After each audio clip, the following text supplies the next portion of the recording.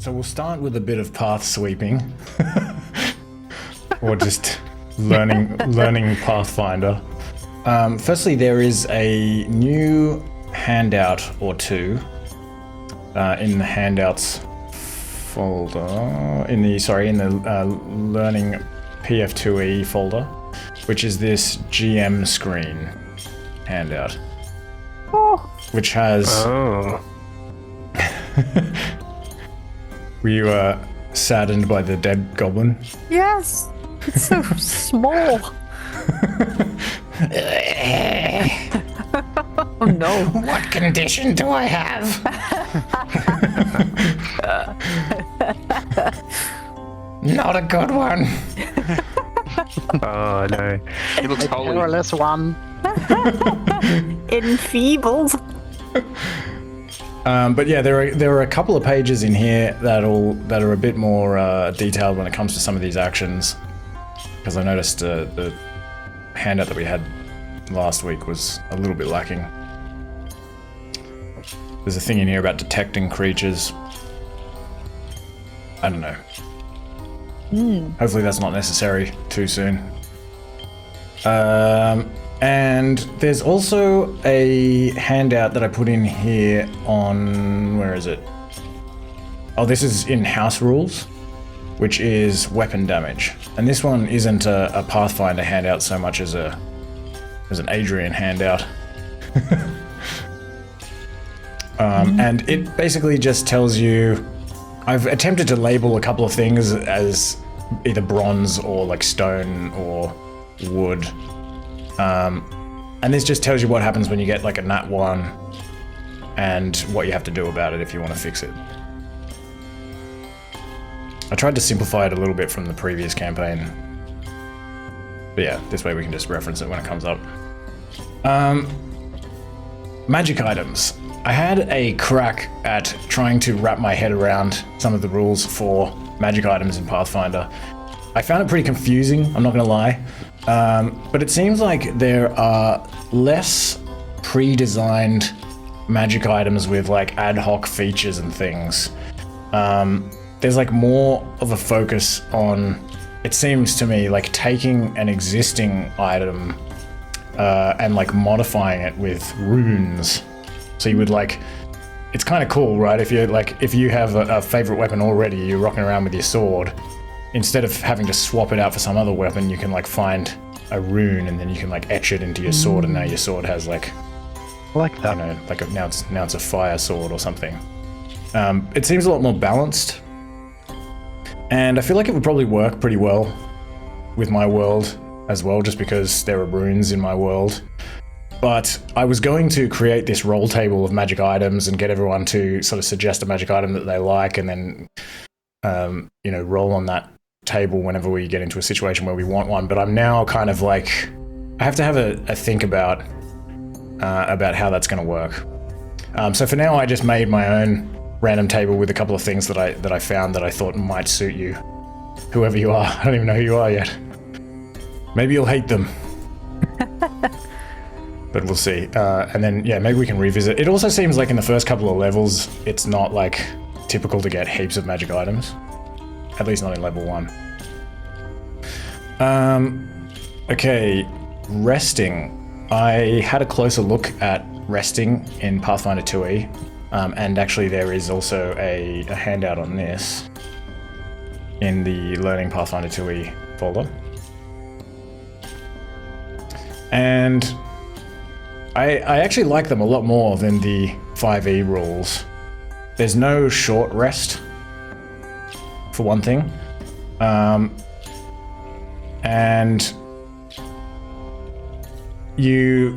when you rest, you don't heal like your entire hit points or half your hit points. You heal like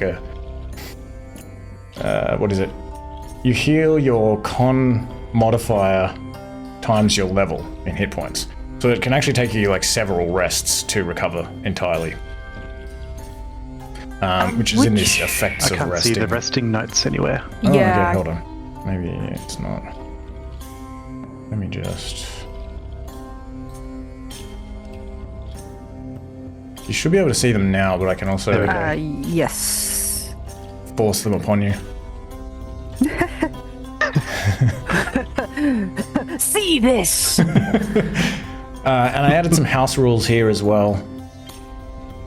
In Pathfinder, they limit you to sleeping every 24 hours, but I will let you sleep a little bit more often than that. And then I also introduced this thing, which is that I did it in the previous campaign, and I thought it worked pretty well, which is that in order to sleep, you have to have eaten a ration and drunk a water skin since you last woke. That's fair. I can't go to sleep without having a drink of water too. Yeah. It's also just sort of a good way to like help remember that you got to eat and drink every day. In the game, I mean. Why can't I sleep? Have I forgotten something? I have to eat the building.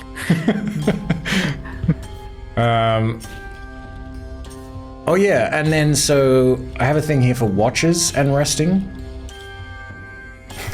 Your comment about eating the building is going to be entirely out of context in the recording, because I started it after we were talking about Argon, the building eater. Anyway.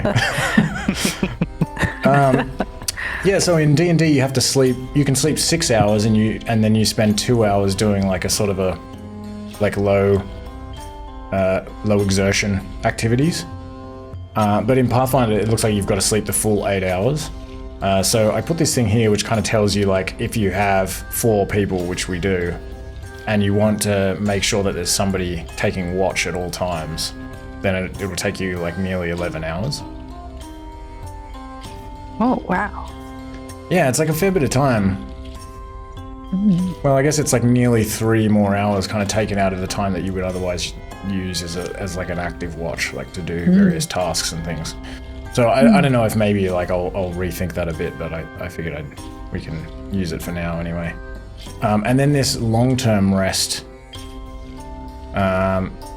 is like, oh yeah, like if you just put yourself in a bed and like you're actually trying to recover, then you sort of recover your hit points, I think like twice as quickly or something.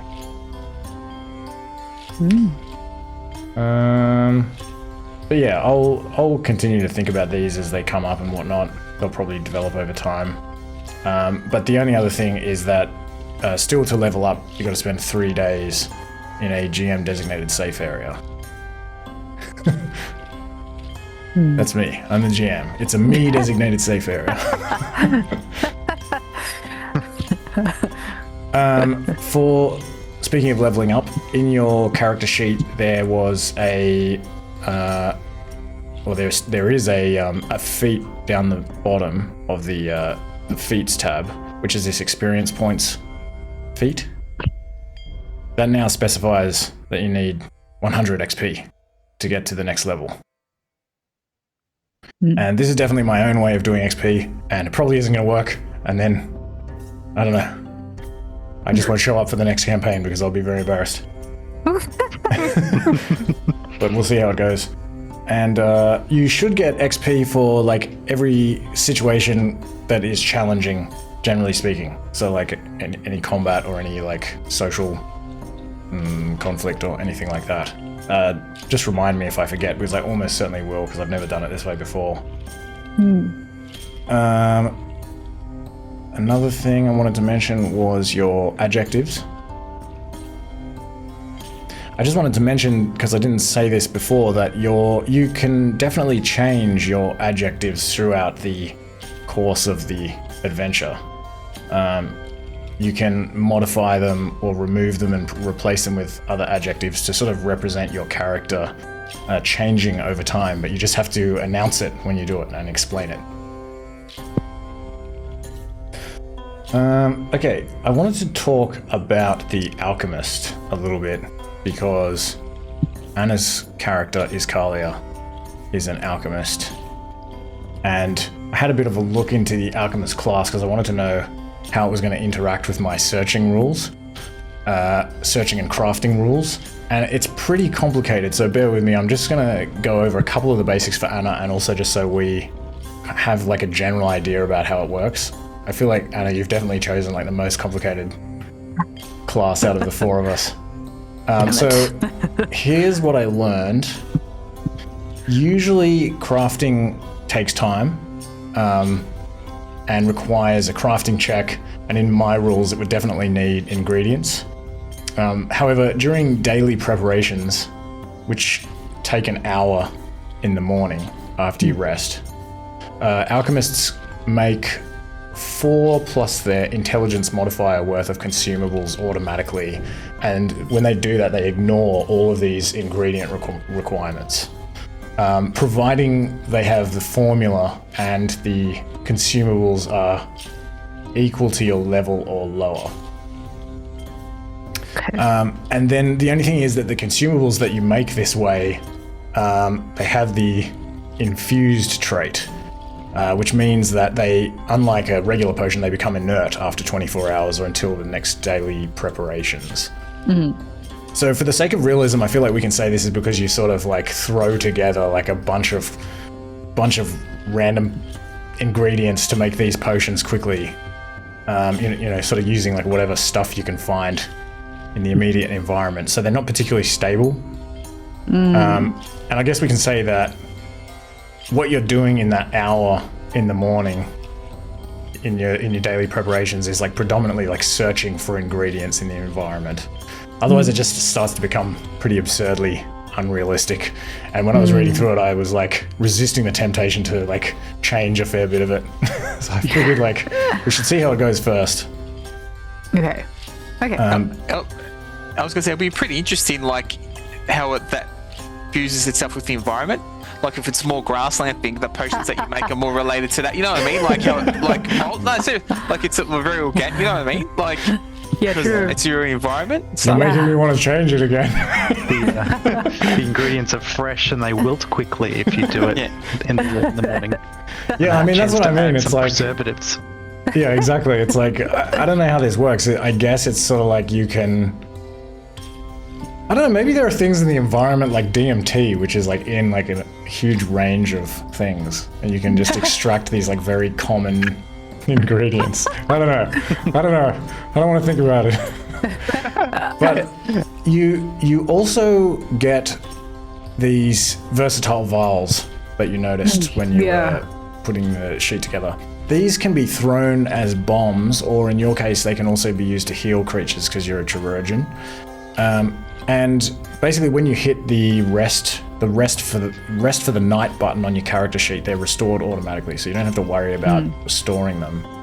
But when you use them up, you can also create 2 more of them every 10 minutes until you have the maximum number. As long as you're not in combat or roleplay, you have to be like in exploration mode, which I guess like.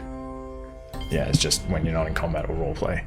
So I'm thinking the way we flavor this to make it feel a bit more realistic in the Bronze Age is this, that we say that your versatile vials are either like pieces of cloth or maybe leaves, which you like put a bunch of ingredients into and then you wrap them and tie them off. Or maybe we can say that you're sort of carrying like a sack of tiny clay jars, like 5-6 centimeter clay jars. But the reason that the creating of the vials takes a little bit of time is that you have to like find, maybe you have some ingredients, but you have to find, that kind of works with the like, it doesn't matter where you are, is maybe you carry some ingredients, but there are these like common base ingredients that you need to find in order to make them work. Just like simple stuff like grass or dirt or something. Then lastly, you also have quick alchemy, which allows you to transform your versatile vials into any other potion that you have a formula for, also for free, without materials or having to make a check. And you can actually do this as a single action. So you can do this, I think, in combat. Holy So I guess this is you kind of going like... Oh, I'm like a cocktail maker. Yeah. 3 times in combat if it's an action. Jesus. Yeah, I guess. So you can make it. Yeah, you could technically make. Yeah. I don't know how it works because like you have to use an action to like draw things like out of your bag and everything. But I think, we'll have to have a think about this when it comes up. But from what I understand from reading it, it's like, I guess theoretically you could make 3 of them quickly. Like, you know how you have that multi-attack penalty. Maybe it's the penalty for like mixing. You might spill some ingredients if you do like a multi mixing. Actually, I just remember what it is. I think when you do it this way, the potions are even more infused. I think infused is like the term that they use, and so they only last until the beginning of your next turn or the end of your next turn. I think it's the beginning of your next turn. So I guess you wouldn't do 3, because then that'd be pointless. Unless you had some plan and everyone else was going to come and grab them from you. But yeah. So some of this seems like a bit of a stretch of the imagination to me, and I may decide that I want to require you to like spend some extra time searching for ingredients or something like that. But let's just see how it goes, I guess. What else? Oh yeah. This menu is not a slider menu. Anna was joking, and I didn't realize. It is a kebab menu. Yeah, 3 dots. I don't know did everyone else take her seriously? I just believed her, but I think it was just a joke because it's like a small hamburger, right? Like a slider. Anyway, I thought that was funny. Okay, so that's pretty much everything with that. So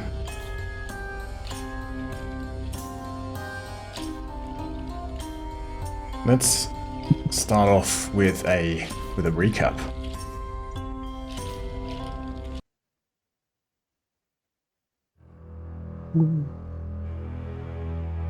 It's been nearly 3 months since the 4 founders of Ashara defeated the ant-insectoids of the Andavega River Delta and established a new settlement on the tallest hill at its apex. The refugees they settled there came from across the Sea of Eternity and were granted the right by King Smorgon the Ravenous, ruler of the pigfolk empire of Suskin, to live on his land, deep in the Ghostvale forest. Though of course not all agree that it is his land. These Stone Age peoples were also allowed to keep the treasure found in the insectoid ruins as reward for rescuing the deerfolk of Verdalade, which is under Suskin control. And Ashara was named by its citizens, who fused similar words from different languages to celebrate the rebirth they'd been granted by the gods, while also memorializing the tragedies that they would never forget. Soon the pig people arrived to exert their power. A suskin named Epitropos Barotis would serve as prefect of Ashara, and he was accompanied by Ophis Glossa, the Lexitor, keeper of language and knowledge, propagandist, and priest, who was already known to the people. When Prefect Barotis arrived, he advised the Asharans, among whom you count yourselves, that King Smorgon would grant a moratorium.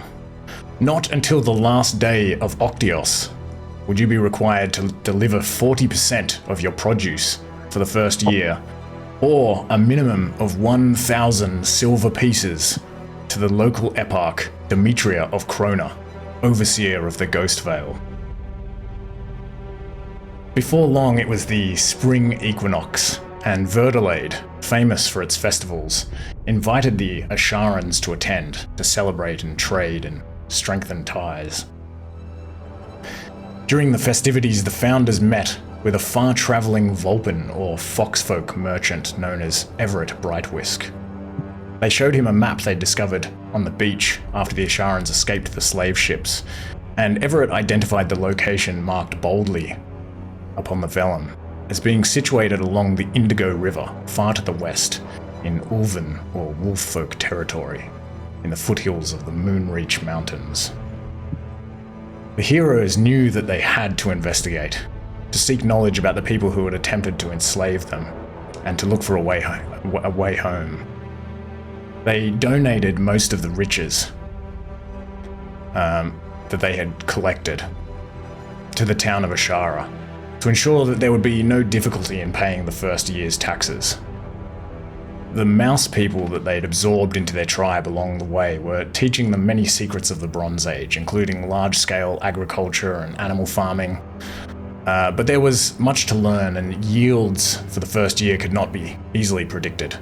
And so the founders left the nascent hillfort in the hands of the Asharan Council, and under the protection of its warriors, as well as those of the Epitropos, and began their search for a way across the Andavega River into Yugvildamir.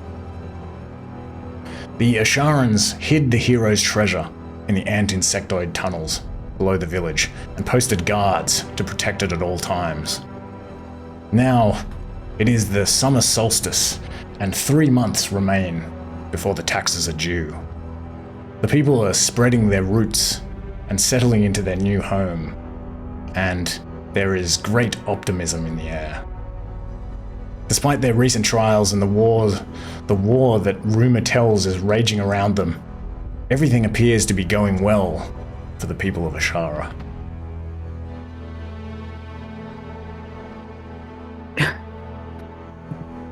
Dun, dun, dun. The grin on Adrian's face when he's saying it's all going well for us. We've got a hoard of treasure below. I don't know what you're talking about. I just enjoy telling a nice tale. Like, I can't wait to take it all from them.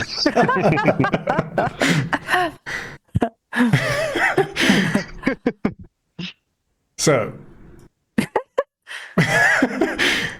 the year is 924, the 201st day of the 400-day solar year. The first day of the month of Julius, the day after the summer solstice. You are one of around 250 Asharans living in a nascent and secluded village. It's on a tall hill overlooking the great delta of the Andavega River.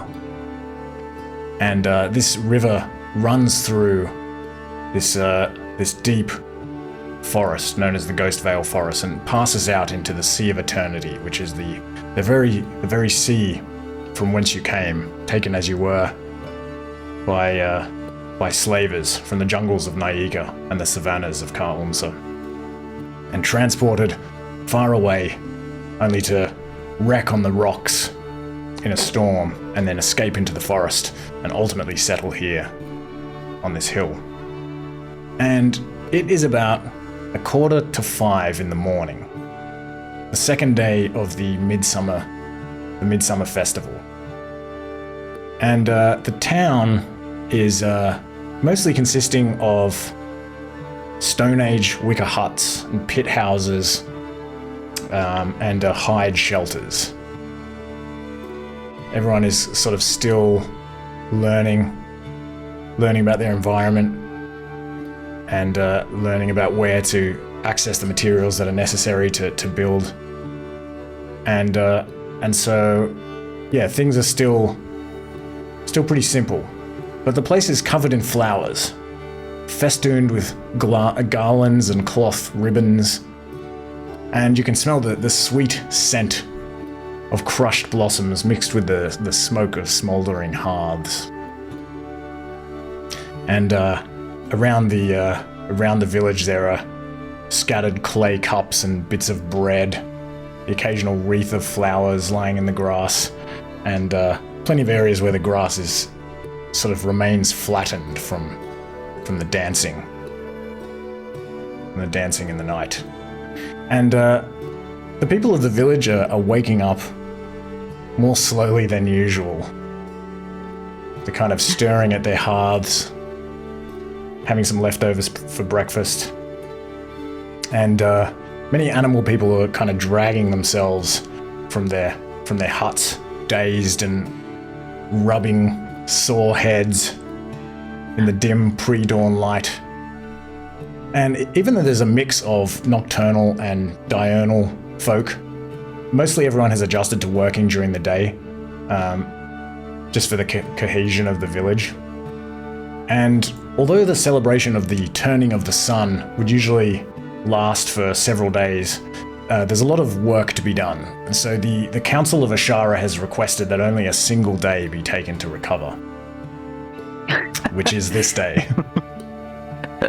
Even so, you can hear the sounds of the village stirring before sunrise, and you think there are probably many people who nevertheless intend to go to work anyway.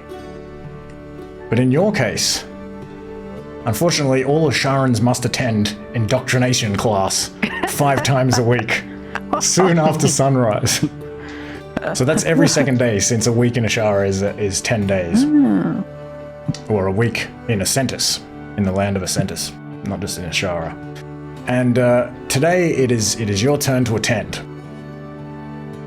The suskin, who are also known as the swine by those who don't appreciate them very much, make no exceptions for holy days, nor for powerful hangovers. So you have about an hour to dress and eat before you have to head to the school, which the suskin refer to as the Lexion. So let's do a round of introductions. We'll go in alphabetical character order, starting with Izcalia. Okay. You are a Huani, a humanoid person descended from raccoons, or in your case, Coati, more specifically. And you've got about an hour before indoctrination class. Can you introduce your character, describe your appearance, say a bit about your personality and who you are, and what your specialization is in the village, and maybe also how you might be feeling after the celebrations.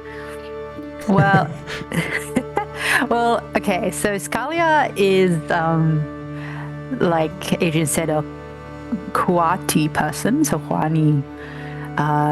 So she's got like brown fur and like a sort of a long snout, which is very good at sniffing out natural ingredients, which is what makes her quite a good forager. And she's also got a long stripy tail, very distinctive. And she's pretty quiet. She's quite demure, doesn't draw a lot of attention to herself. And she loves to help people, and she's learning about how to heal from one of the more experienced suskin healers at Ashara.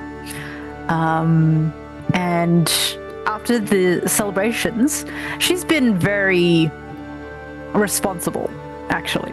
So she's managed to even get up a little bit early, go for a little walk in the nearby forest, come back, feel refreshed and ready to start the day.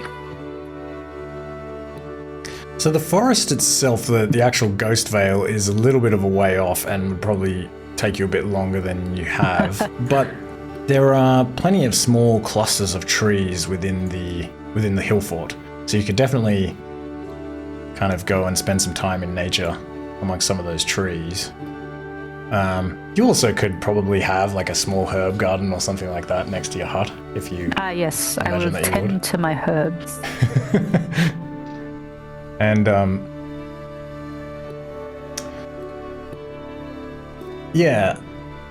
although the suskin or the pig people have only just introduced money in Ashara, there's not many people that have very much of it. They're sort of circulating it slowly, and so everyone is just beginning to specialize. So although you'd be indispensable already, I imagine, as a sort of a low-level healer and alchemist, you'd probably also be doing other tasks. So I guess that would be like foraging in the Ghost Vale, which you would probably do after after you attend Indoctrination class. But so what are your three adjectives? Is humble, selfless, naive. And your attitude to authority is obedient, and your Obedient. attitude to power is... That was sacrifice. So sacrifice is more important than power. Oh yeah. Human sacrifice. No, The sacrifice of others is important to me. And do you have a deity? no, I did not.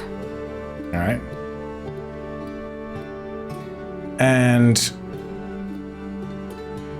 I figure you've got to be eating something. You're an omnivore. Eating like for breakfast? Yeah, for breakfast. Probably, I guess you can reheat Berry? some berries, yeah. You could eat some berries for breakfast. You can eat fish and stuff. You could be like reheating like a fish and nettle stew or something like that with some berries. But yeah. I'm just kind of like looking at all of your features and everything. And you know like a bunch of these formulas. Yeah. Antidote, anti-plague, bunch of healing ones, and then also some a little bit more aggressive ones. The suskin that is teaching you, his name is Vidalakis. And he is kind of excitable and just passionate for his work. He's like a young suskin, and he kind of confides in you a little bit, teaches you some things that maybe he shouldn't be teaching you at times. You're kind of you're sort of friends. All right, so Monty, how do you say your character's full name? Is it Montecuani? It's Montecuani. Montecuani. Montecuani.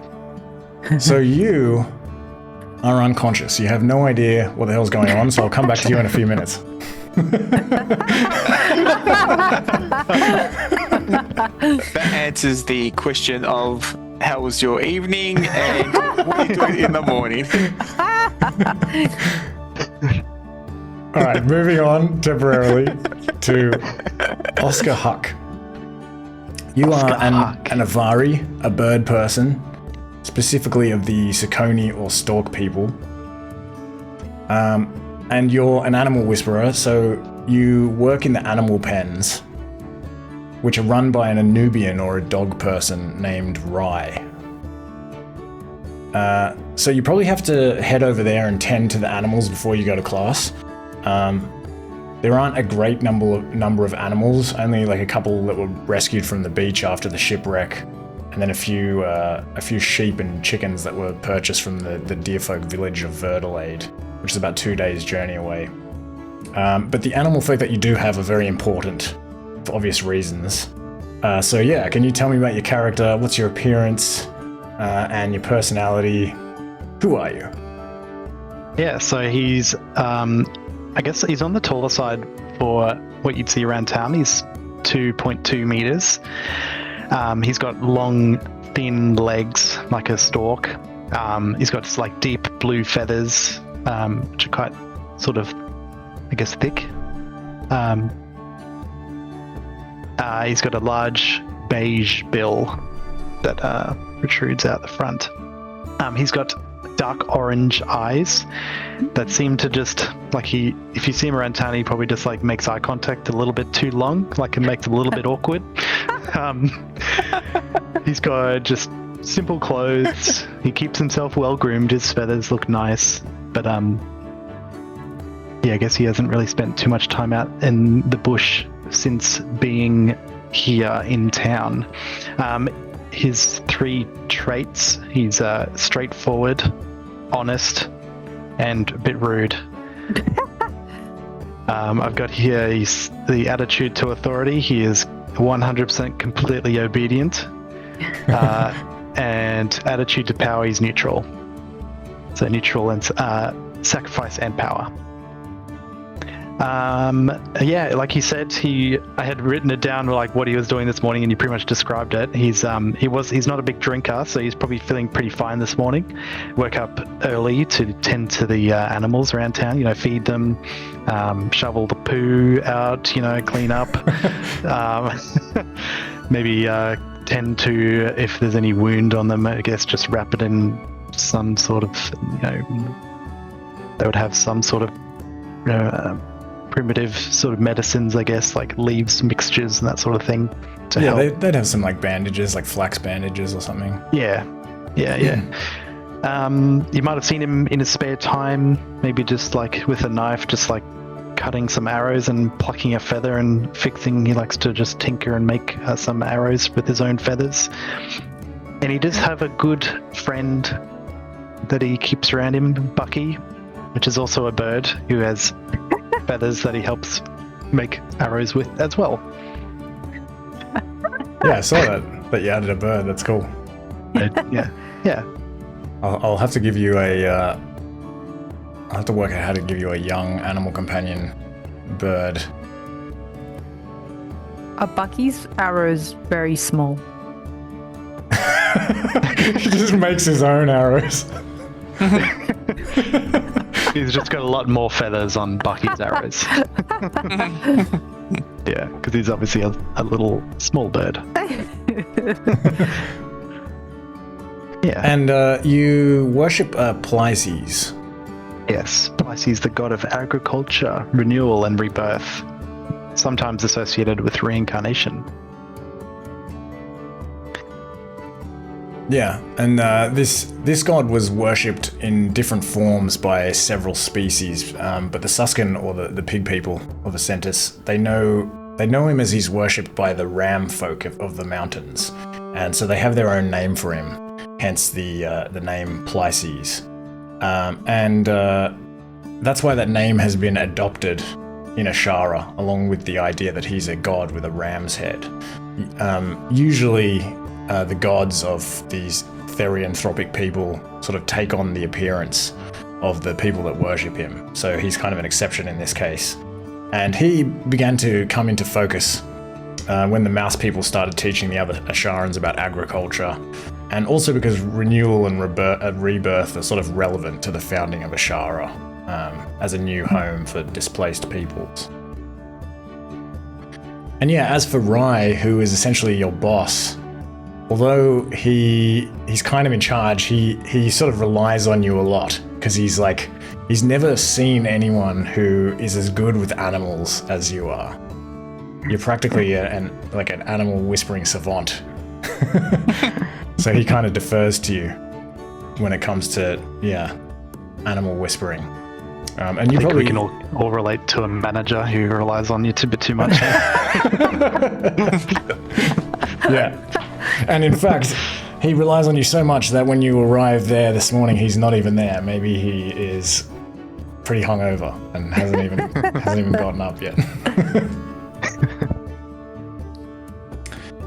All right, so Varjo, you're a felid or cat person, specifically of the panther variety, and you've also got about an hour before you have to go to Indoctrination class. So before you head to class, who are you? Who's your character? What's your appearance? Etc. etc.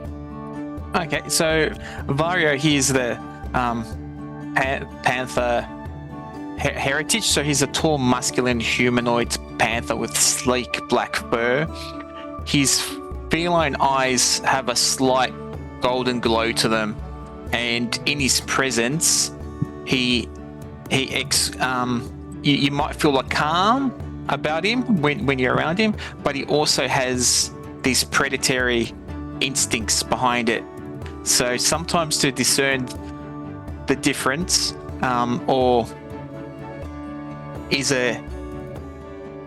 you just don't know. You feel calm, but also a bit cautious around him.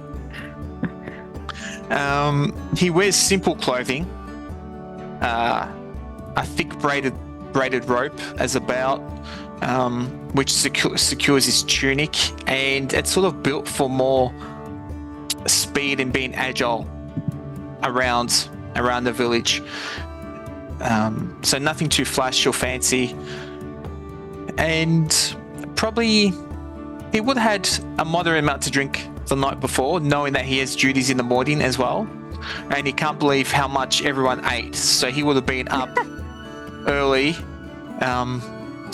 roaming the fields around and just hunting any maybe spooked animals, possibly to get like breakfast ready for the villagers to bring back to town or to the village. And he might have seen Izcalia around the field and snuck up on her.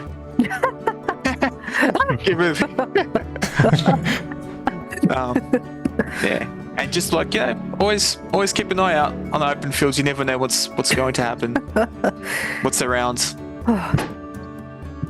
And so you're a hunter primarily. Correct.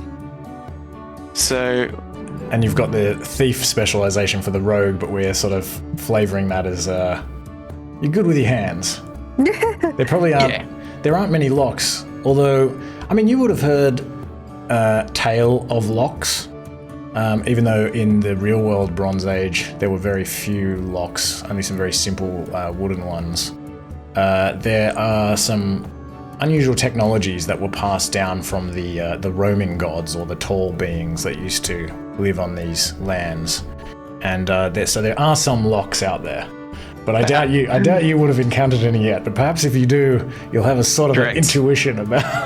Well, he heard about a lock that was Vindaros used his old lock pick to open the chest back in the previous fort. That one chest that everyone was gathered around. So I'm sure he would have seen. Lockpick of pure force, a metaphorical lockpick. Yeah. So his adjectives are loyal, vigilant, and cynical as well. His attitude to authority is, he abides by the rules, but if he finds that they're being used, inappropriately, he will rebel against it. Makes sense. And also, so he doesn't have a deity as well. And at the moment, his attitude to power would be neutral. So he follows it. If you step out of line, then there's an issue. Nice. All right. So I will come back to Monty, but Monty, you're still. It's just blackness for you. But after the other three of you kind of finish doing a few of your morning activities, it's about 6 in the morning, and you hear the now familiar clang of a bronze bell being struck coming from the Lexion. So you head over to the Suskin area, where the buildings are big and made of wood with thatch roofs. And I mentioned that the Suskin are trying to kind of move everyone from the barter system to a monetary system. And so they one of the ways that they do this is they pay the Asharans to do a variety of tasks for them. And they make it mandatory that the Asharans accept the Suskin coin in exchange for goods and services. So the Asharans actually built these buildings, this school, but they were given directions by the Suskin, so they're kind of in the Suskin architectural style. But yeah, there are these 3 big wooden classrooms with pitched roofs, and standing before them is head Lexitor Ophis Glossa, keeper of language and knowledge, and he's holding the gong in his hand. He is a pig person, of course, with pale, pinkish skin. He's dressed in this long grey robe. He's got these big pointy ears and this wisps of white hair under his chin. And he is also wearing this long bead necklace that he always wears, with a small blue-painted wooden disc at the end, displaying a carved spiral shape. And he looks like a monk of some kind, but you know that he wields a bronze-headed maul. And he also carries a rather unnerving staff with a stylized cornucopia for its bronze finial, but that's not really the thing that's unnerving about it. The thing that's unnerving about it is that there are strips of leather that hang from this finial, which support multiple severed hands and tongues. And you are all too well informed that these are the hands of those who carried bronze weapons and the tongues of those who spoke forbidden languages. But he doesn't have his staff on him right now. In fact, he rarely carries it, probably because he wishes to appear a little bit more kindly to the Asharans who he's trying to teach. He is accompanied by two other Lexitors. He's the head teacher, and there are two others. So there's a big crowd of animal people gathering, ready for their lessons. There's no elderly people in the village, pretty much none. And there are a few young children, not very many of them, but they would do their lessons a little bit later on in the day. And so Izcalia, Oskar, and Varjo, this is where you see each other. And you've all become good friends on account of always being in the same class, which happens to be the class of Ophis Glossa. And you have another friend as well, a fourth friend. There's usually four of you. Your other friend, of course, is Monty, but he seems to be absent, which is a little bit concerning, because there is quite a severe punishment for absence, which is a public lashing. But you sort of look around, but you have no choice, and you head inside. There's this kind of flattened dirt floor covered in rugs, and you sit on the floor, and a special tea is passed around. It is a magical potion that is mixed by Vidalakis, the Suskin herbalist and healer, and it improves understanding and retention and accelerates language learning. As you know, magic is rare in Ascentus, but the Lexitors are the keepers of many secrets, including some magic. And after you've drunk this liquid from the bowl, Ophis Glossa begins the lesson. And while this is going on,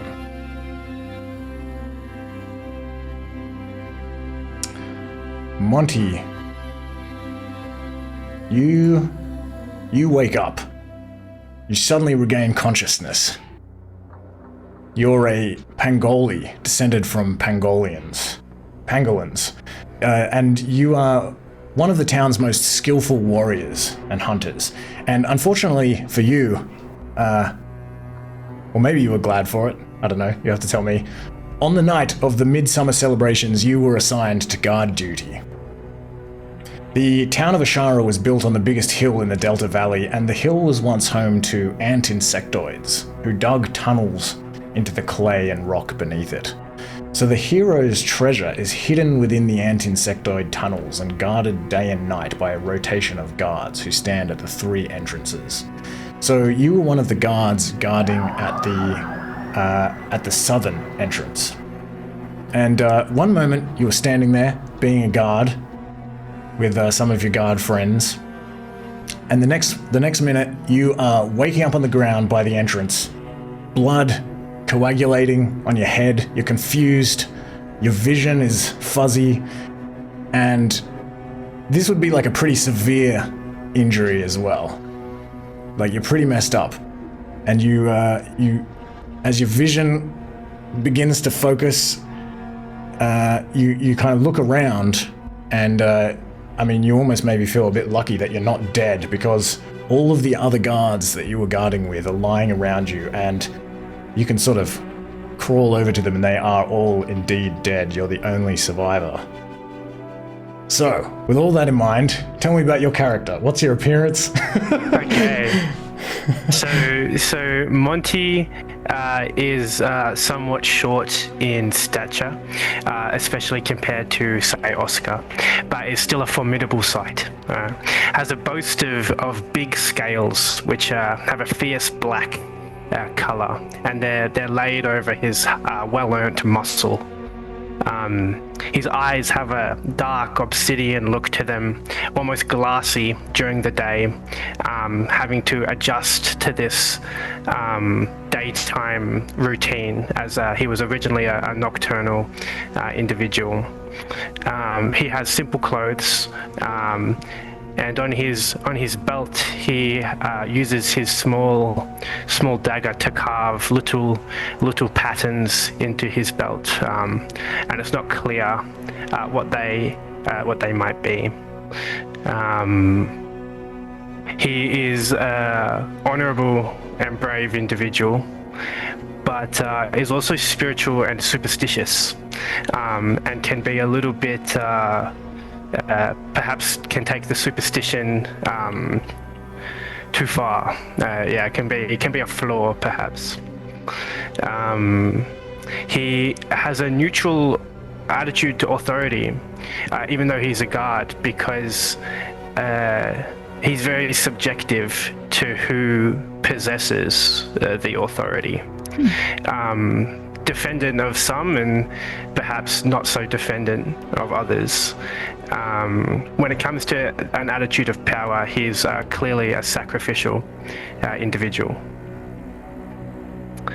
And I guess as I'm waking up and kind of seeing how many guards would have been on the south entrance, like how many bodies are kind of in front? Three, wow. I think the first thing that is there like a town center that Monty would know that there would be people. My first instinct is to kind of run back to town, maybe a little bit unsteadily, still like kind of dealing with a concussion, but make my way to someone who can, with some kind of who can take it further than I can, because I feel like I'm still very, very weak. Yeah, so the entrance to the tunnels is sort of on the south side of the hill, so you can kind of stagger out of the opening to these tunnels and begin making your way up the side of the hill back into the hillfort, and the people there are the Asharans have been starting to build a wall around the hillfort, but it's kind of only a partial wall, so you should be able to pretty easily return to the town. It's kind of clambering over these, the sort of the beginnings of these palisades, and you don't see anyone around immediately, because a lot of people have either gone to the school or are kind of up and about, or they're sort of hungover. But in terms of a town center, you probably think that the best bet would be to head to the Suskin area, which is unfortunately on the other side of the town. Is it quicker to go to that town center? Or is it quicker to go to the school where I know I would have people I can talk to? It's probably about the same. The town center probably, there isn't at the moment really an official town center. There is beginning to be a sort of a cluster of buildings and a small, what you could call the beginnings of a tavern near, but that is also near the Suskin area, the Lexion. So yeah, you definitely think, especially in your kind of hazy state, and also knowing that your three friends are at the school, it seems likely that you would try to stumble over there. Yeah, I might try and make all right, but I'm being quite vocal as I go. You know, is it the treasure? I think someone has I think it has been raided. Yeah, well, I mean, if you're being quite vocal, maybe even a mouse person who you know as Unkti, a young female mouse person. She's a hunter. She has white fur. She will maybe see you.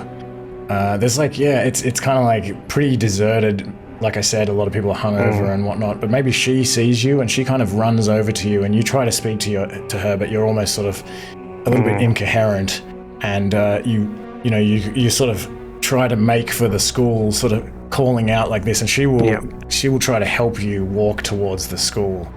So we'll say that you're walking towards the school,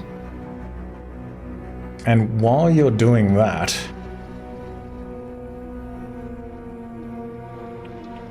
everyone else is in Indoctrination class, listening to Ophis speak. You've been learning Boorish, the language of the Suskin, because they say that having a common tongue will increase the wealth and prosperity of all of the peoples in a centus, and of course the language that they think should be the common tongue is their own. But now Ophis has gone on to talk about religion, and he's like, nature, as you see, is supreme, and the gods are only part of nature, and are subject to the laws of nature and change, just as are all other beings. In all his patience and kindness, King Smorgon the Ravenous has not outlawed the worship of gods among his vassals, except for those revered by the hateful races of the Ulva, the Heron, and the Mustians. But we know not to trust the gods, for they are meddlers and interfere with the cycle of life. They steal the souls of mortals, either to serve them in their so-called afterlife realms, or, as is the case with the evil Ulvan goddess Namira, to return them to operate as their pawns in the world. But the natural order is for both body and soul to be digested, and to return to the slops of the universe from whence comes new life. For death brings life, just as life brings death. And it is for that reason, among others, that the Suskin consume their family members when they die. It is a great honor, for nature has granted us the gift of consumption, through which we are empowered, and through which we embody the souls of our forefathers. And he's about to continue proselytizing when suddenly you all hear Ankti shout from outside of the town. And pretty soon there's a bit of a commotion out there. There are maybe a couple of other people that are coming out, and Monty has sort of made his way to the school, and he's also trying to call out, but at this point you are feeling extremely faint. Like, this is like a really serious head injury. And Ophis sort of walks over to the window, which is just like a square opening with a leather flap hanging to the side of it. And he sort of peers out and he says, it looks like that Pangoli lad, Monty, seems to have hurt himself. He looks over to the three of you, knowing that you always sit with Monty in class. And you sort of come over the window and look out. And you see Monty Kawani, who is being supported by Ankti, and she is like struggling to hold him up, and he just kind of collapses. She's unable to kind of support him, and he just like collapses onto the ground, and you all see this through the window.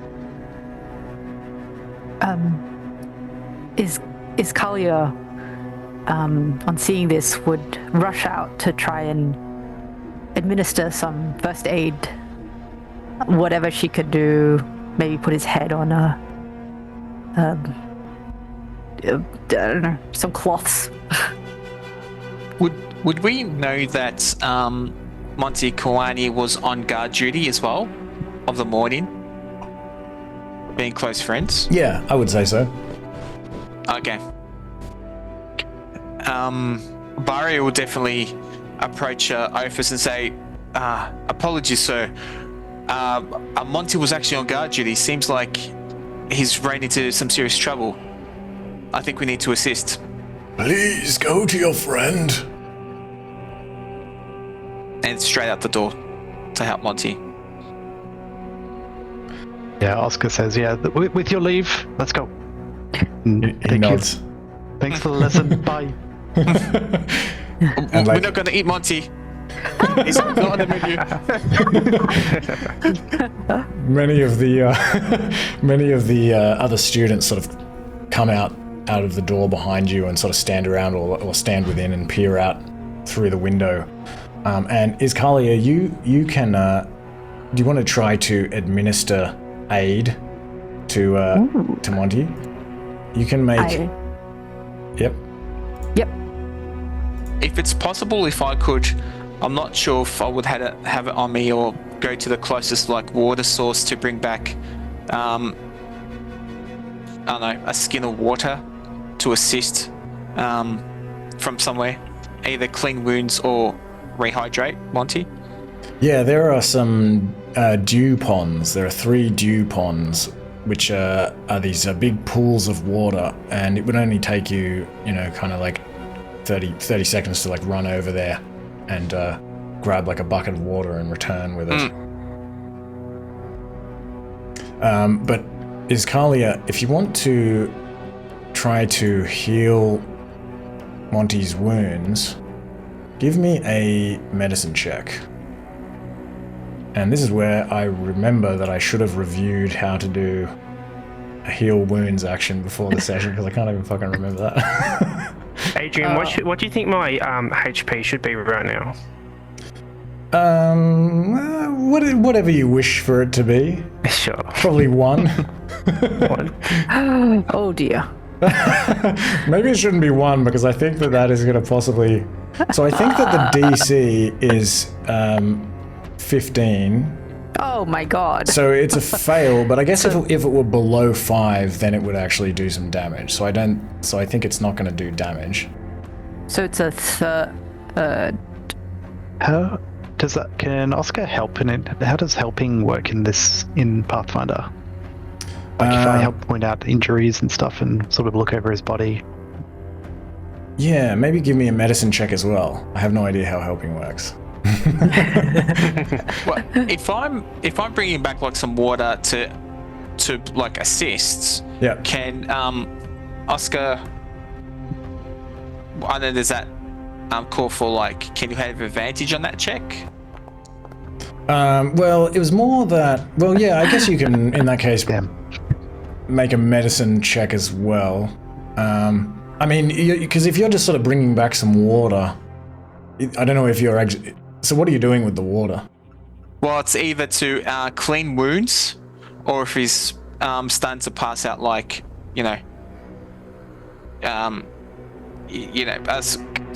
his face, splash some water in his face. If he's thirsty, give him some water, type of deal.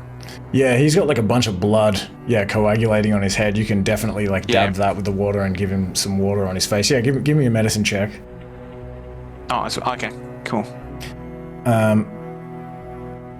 And basically, I'm just trying to work out if we can give Izcalia a second heal wounds. Because knowing that she's a healer, I'll definitely be assisting, on her, taking her lead for it. Yeah.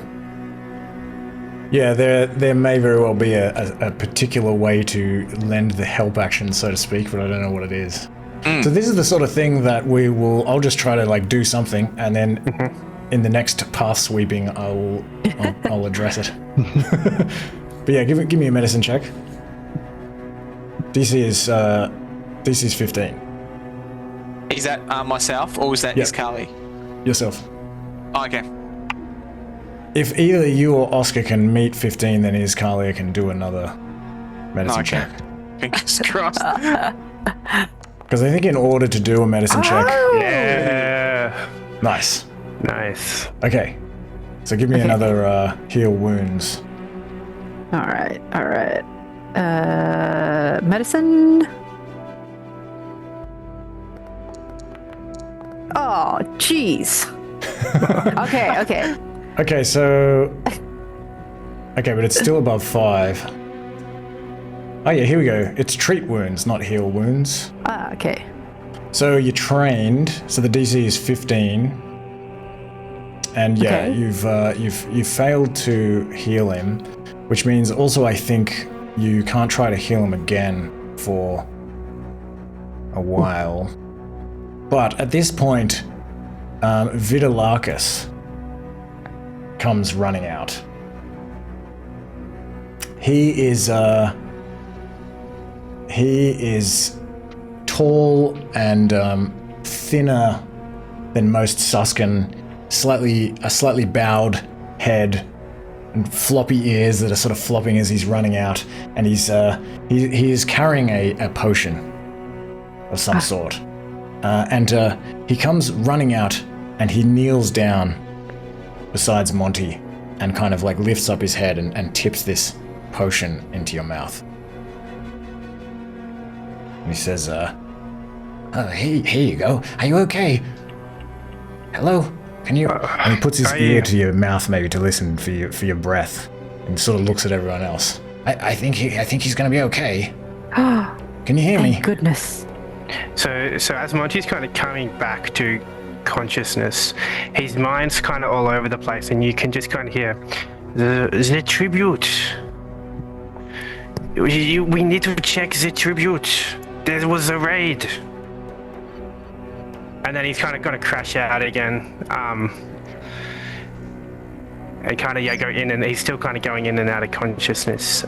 Do I get any HP back? Is it the elixir of life? Oh, no. No. Yeah, but I mean, it might as well be the elixir of life. That makes sense. Okay, great. So I'll roll a d6. Perfect. So you get 2 hit points. Okay, it's enough to kind of wake me up, and I kind of see what's going on. I say, I think there is a bad thing has happened. What about the others? The others. The south side, they were dead. It was just me. We need to check on the tribute. I think it has been stolen. Who's the head of the guard at the moment on duty? Yes. So I think at this point there are several people kind of crowding around, and you look up for the head of the guard, who you know to be Brond. Brond is a felid like yourself, but he is a lion form felid. You look up, and there are a couple of people who have sort of left Monty's side and sort of run to look for somebody with a little bit more authority. And they come, just as you look back, they come running with Brond. And he's this very muscular lion folk dressed in a kilt and tunic. He's carrying a spear. And yeah, he's like the head warrior and hunter. Originally he was a rather aggressive brute, but he married ultimately Kali, who is a panther form felid, and she is the head of the Council of Ashara, and he's mellowed out a great deal since then. So he comes running over, and he knows Monty well as well, because you would both hunt together. He's like, Monty! And he kind of looks at all of you. What happened? Is he going to be okay? It seems like someone's come and killed the guards, and I think he said someone's stolen the treasure. This is so terrible. Yeah, you need to head over and check the treasure, I think. He almost begins to make a move to start running away, but then he kind of stops and turns back and looks down at Monty to see if you're okay. Maybe he even takes a knee just quickly. Are you going to be okay? Do you need a hand, Brond? I am a big part of this. I need to see if everything is okay. And he's gonna kind of raise his hand up and try and allow Brond to kind of get him back on his feet. To see if Brond wants to try and help him back up. Brond will sort of go with your movement and help you back up, but when you're standing, he kind of looks you up and down and sort of walks around the side of you a little bit and looks at your head and goes Damn, that's a serious wound, Monty. I think you should perhaps rest.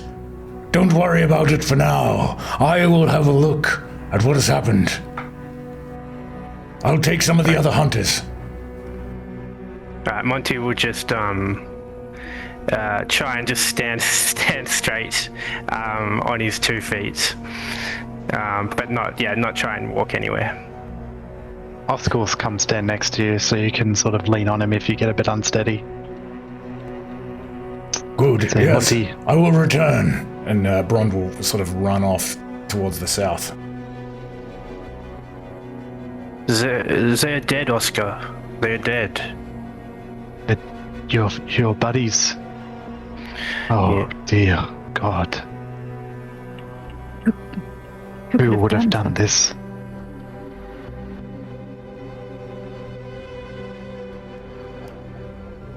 You don't remember anything? I do not remember anything. You're very lucky to walk out of there. Yes, I With think your so. life. I think so.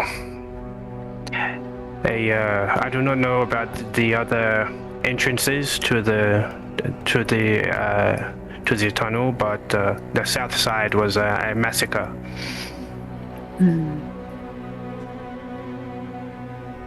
That was close. Well, class, we're lucky to have you here. Yes, we don't need to eat you. Maybe Ophis sort of ushers back the other students into the classroom, but he kind of comes over and speaks to Vidalakis for a moment.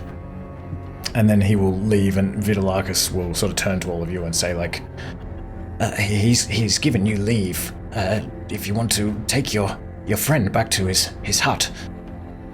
Don't worry about class for the rest of the day. Thank you. And thank you for being here, Vidalakis. I think I just couldn't stop that bleeding. It was...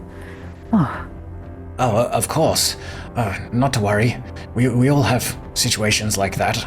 You're coming along very, very well, and I'm sure your day will come. thank you. But yes, it happens to us all. And sometimes there's just nothing you can do, so be thankful that Monty is okay. Yes, definitely. And he will sort of see you off and then kind of head back to the Suskin area while you make your way towards Monty's house, Monty's hut.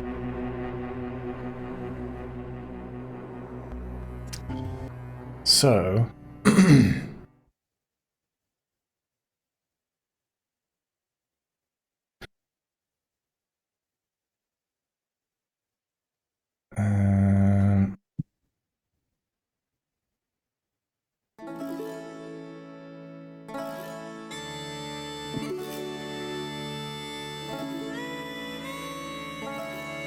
So yeah, most of the inhabitants of Ashara are from Stone Age tribes, as I mentioned. And it's only been a few months since you settled here. So yeah, the dwellings in Ashara are pretty simple, as I mentioned. The mouse people are beginning to teach various Bronze Age technologies and things. And they are teaching the people how to build houses out of local materials. And how to erect the palisade wall and how to farm, among other things. But you currently live in pretty simple abodes, so you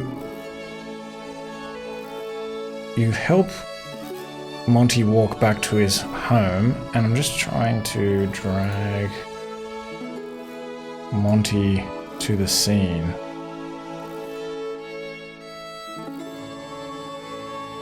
Not sure if it's working. Is your screen loading, Nick? Yeah, it is. It says loading.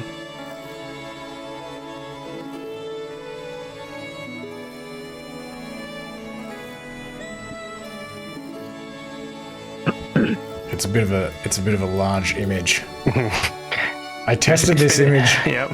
on Anna's laptop, but we are in the same house. I don't know if that really makes a difference anyway.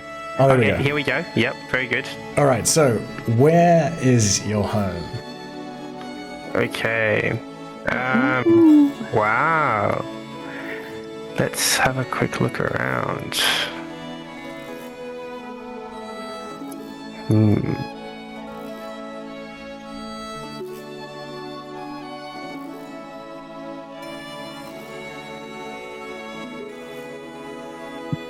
I think Monty might have taken up residency, maybe more towards the water. Perhaps, nearby a few, maybe nearby Ankti, as a friend of Monty, and maybe this one here. Okay. So yeah, over here, this water these are actually like cliffs, like pretty steep bluffs, like going down into the end of Vega River. Sure, no, that's okay. I think, kind of nearby some people. Monty's fairly social. I will say, if it's possible, as a personal preference, Monty probably wouldn't have desired a roof on his house. Okay. I don't know. Yeah. So just like to see the open sky, would have probably been his preference. All right, but he would have various belongings and things. Would he have like a sort of what would he do about them? Well, I mean, he'd have walls and things. Okay. But nothing that couldn't be. He would have very like a simple lifestyle. Nothing that like the rain would destroy. Well, this is his home, and these are. If you double click on that, you can see all of your belongings that you have in your house. Ooh! Wow, that's neat.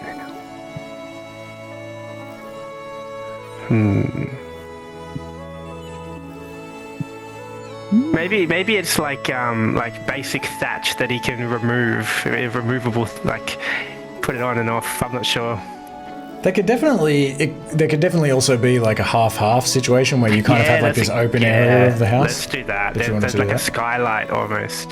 But you could also find other ways. Like you could have like an open house, but you could like bury your stuff maybe, or have it in like a small, like a kind of a smaller structure next to it, like adjacent to your house. Up to you. Yeah, I'll have a think about it. But I'm happy with this location.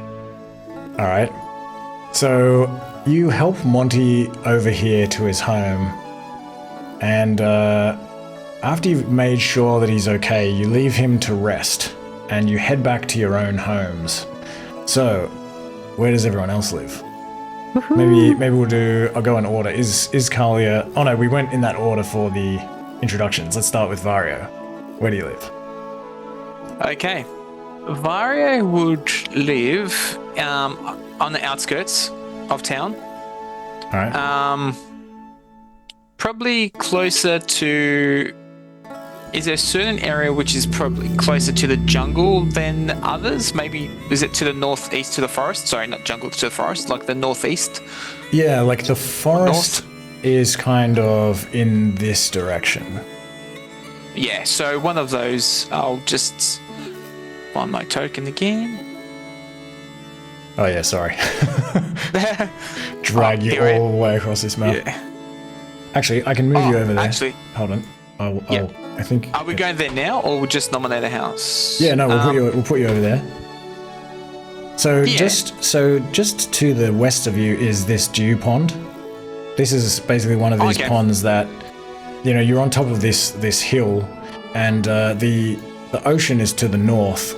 And in the mornings, and also when there's rain, clouds kind of move up the hill from the north typically, and they deposit water into these dew ponds. It's kind of one of the sources of water that the town has.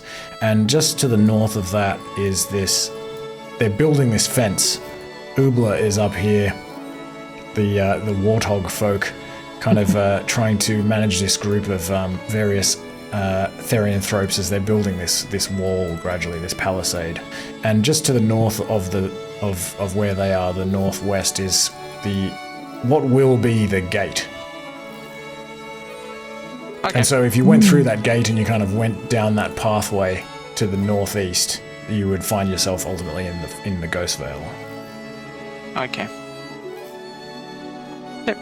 One of these will be great to All right, so you can Cool, say huh? this is your That one? This is your home. Mm.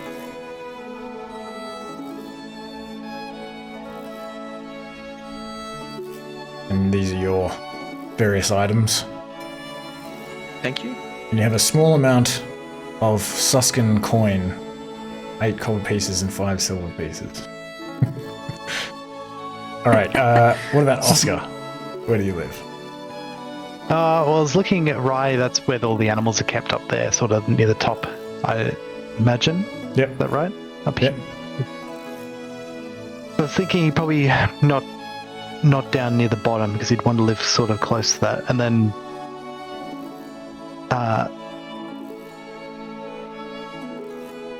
sorry, Varjo. Was it Vargo? Varjo.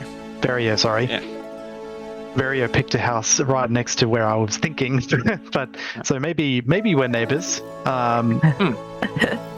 Maybe Oskar would be like in one of maybe these houses over, maybe next to a tree over here. Maybe this one here. Am I there? So, this one. Yeah, let's go with that one. All right. So you should be able to double click on your home. Yes, that's cool.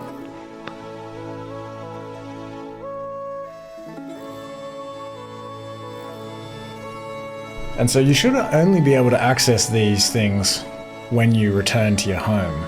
So if you kind of put stuff in here and then leave this map, I think that you won't be able to access these folders from the regular menu. And Izcalia, where do you live?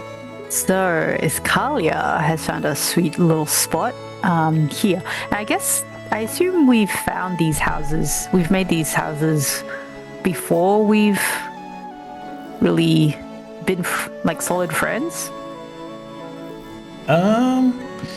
Well, so there were around 200 of you who came off the slave ships. There were 2 slave ships, and then you met these like 50 mouse folk, and so yeah, I mean, like, you probably would have seen most everyone and maybe gotten to know some people, but you might not have known each other well until you started attending class together, perhaps. If you feel like you sort of met them later. Well, yeah, otherwise I probably would I'd be like, I'm gonna be your neighbor. But Izcalia's gonna live here. Because it's right next to one of her kinspeople, Pache, who is, I guess, like the town drunk. Hold on, I'll put you over at this essentially Pache's house, but he's not really the drunk. Well, he is kind of the drunk. But Pache was able to has been able to make some alcohol, basically, and from some of the materials that he's been able to purchase and trade with at Vidalakis and bring them back here. So he, from time to time, has like a new batch of beer, and so he's set up this little fireplace with these log stools around, these stumps for people to sit around, and he serves ale out of his home. He's homebrew. Yeah. Like it. So Izcalia, this is like right near the entrance of the hillfort. Oh, okay. I thought it was just like a gate. Yeah, that's But I guess it's the gate. There's a gate there, and then there's also a gate over. I'm going to do this to everyone over here. Oh, Nice. I see. And this palisade wall is that is, you can also currently go down the hill in all of these other areas, but the idea is that the wall will ultimately surround the whole fort.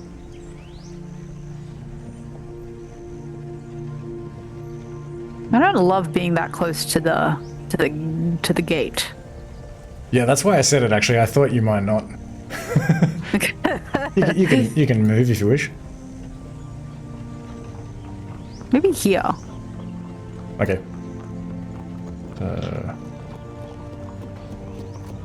Close to Varjo. And Yeah. Oskar. Monty, Hello, you live on the neighbor. other side of town.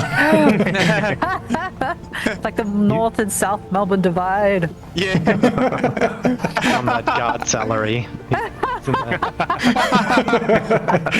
He's got like a waterfront home. It's got the view.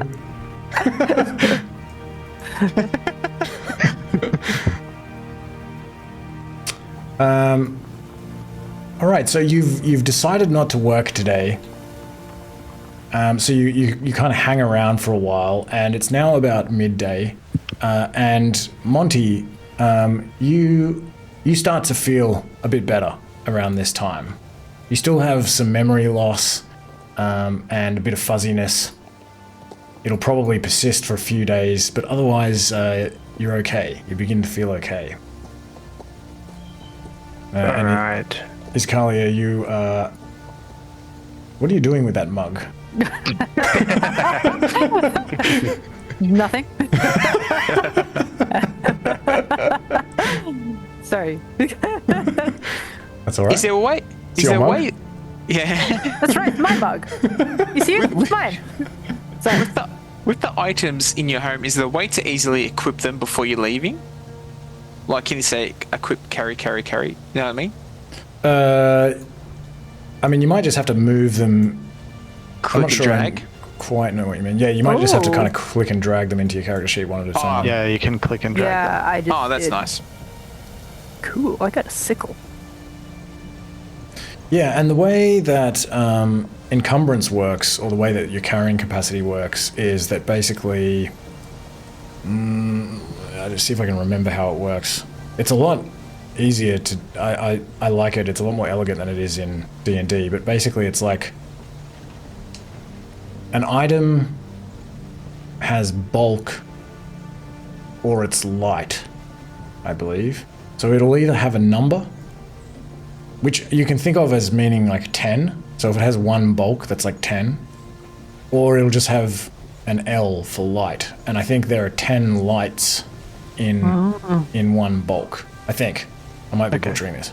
And then you also have like a I forget what it's called, but just like a negligible one. I guess, so Varjo, your clothing, it just has no bulk. So the reason why I was asking, just because at the moment it's ordinary clothing, but I have leather armor in his house, in his home. Yep. I'll just say if we end up on the trail somewhere quickly, that stays back at my home. So am I really equipped with what I'm wearing? Yep. Or what I've got, yeah. Yeah. So if you leave your armor here, you would have to return to Yeah. get your armor if you want it. So yeah. That was the idea of like trying to make it so you can't actually access these when you're outside of the town. That's good. I like it. Yep.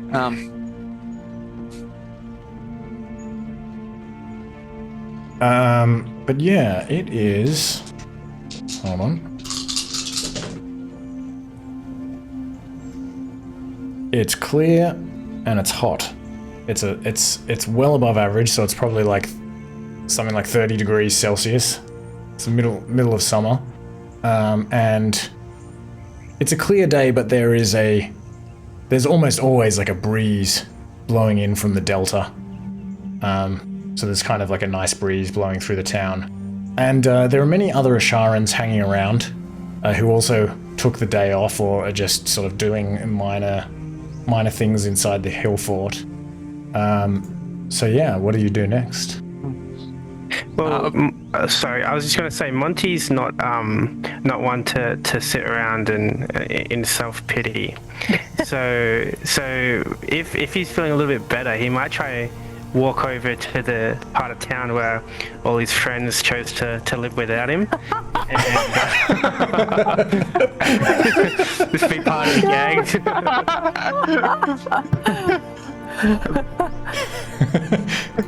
Oh, look at him go. He's ready.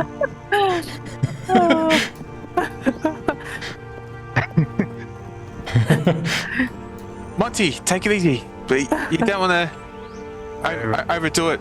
You might. Oh, Hey, it was a big blow to the back of the head, but I feel okay. I think I will be okay.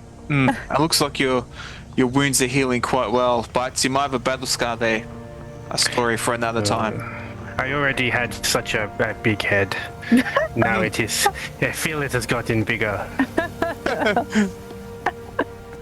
But I was thinking maybe we should talk to Kali. Perhaps she would know about Brond and perhaps update us on the situation. Yes, let's talk to the. Do we call them the council leaders or the tribe leaders? The council of Ashara or the council. Councilors. Or... Yeah. Okay. Yeah. Yeah, so you know that to the far northwest is actually the area where Vindaros the Giant, as he is known, slew Princess Malakesh, the leader of the ant insectoids who lived here. It's a story well known, and in fact, many people in the tribe. Was the tribe there to witness it, or did most of the tribe have to wait? I think most of the tribe sort of waited, but you would have heard the story at least, because some of the mouse folk were there to witness it, and saw Vindaros sort of use his godly magic to grow enormous and slay the princess. Anyway, the sort of arena where this took place was demarcated by this circle on the ground where the grass was burnt, and the grass has sort of still it's kind of taking a long time for it to grow back. The reason I'm talking about it is because I took very great care to make this piece of the map almost identical to the original map where we had that combat. Yeah, but it's up to the far northwest of the town, and that is known to be not only a sort of a large like communal gathering place, but also the place where the council gathers.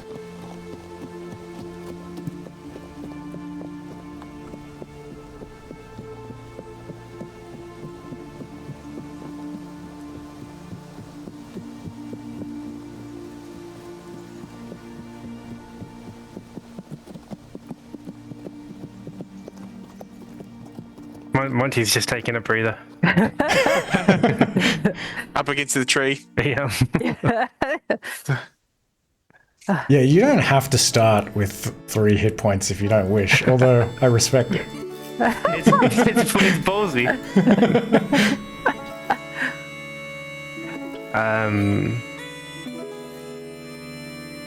So Brond's here as well. You also would have seen when we were talking at the front that Oskar got kitted up because he's like, our friend Monty got attacked and there's 3 dead. I'm not fucking around. So he's got his bow, arrow, and he's put his armor on. So he probably looks a little bit out of place at the moment, but he's got a suspicious eye around. Makes his sense. friend has been attacked. You can actually equip your armor if you hit that. Oh wait, this says change carry type. Maybe that is not what I thought it was. Oh yeah, you click on that and then goes worn or dropped. I don't know if that'll like change your AC if you do that.